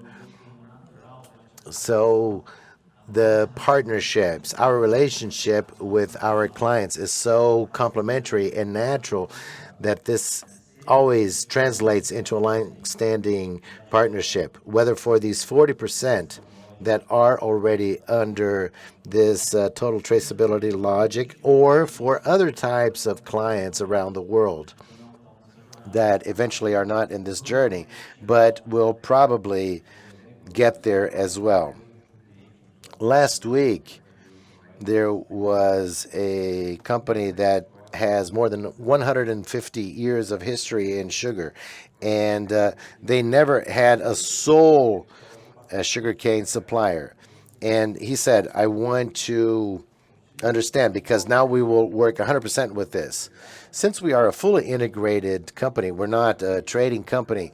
We have traceability, supply, security. So we closed a 5-year contract with them. Never in their history had they done this. Once, Nestle called my attention. 4 years we met in New York, and they said, you never visited us. Raizen has never visited us. So clients today, what they want is to have a company that has balance sheets, quality, and guarantee their supply. This sugar market is very difficult in terms of logistics, and then you have a premium with regard to that. So we are transforming sugar into what we did with ethanol for many years. So this client that we closed 5-year contract, the shipment is yours. If you look at the third-party transaction volume, it's very large. And then you create a basis where you are unbeatable. So we are trailing the same path as ethanol. We still have a lot to grow in sugar, but the good thing is that the numbers in terms of profitability and volume are there. 2 examples that we communicated openly to the market, Saudi and Atlantic Group in non-MGO sugar. We created good partnerships along these lines. Canada and UK are excellent markets. I think that's it. Well, thank you, all of you, for your presence. We will now serve lunch outside, but I would like to quickly thank the entire team that worked strongly to prepare this event, the technical team, the investor relations team, and thank you for your partnership and thank you for your presence. And we will see you again in forthcoming opportunities. Thank you.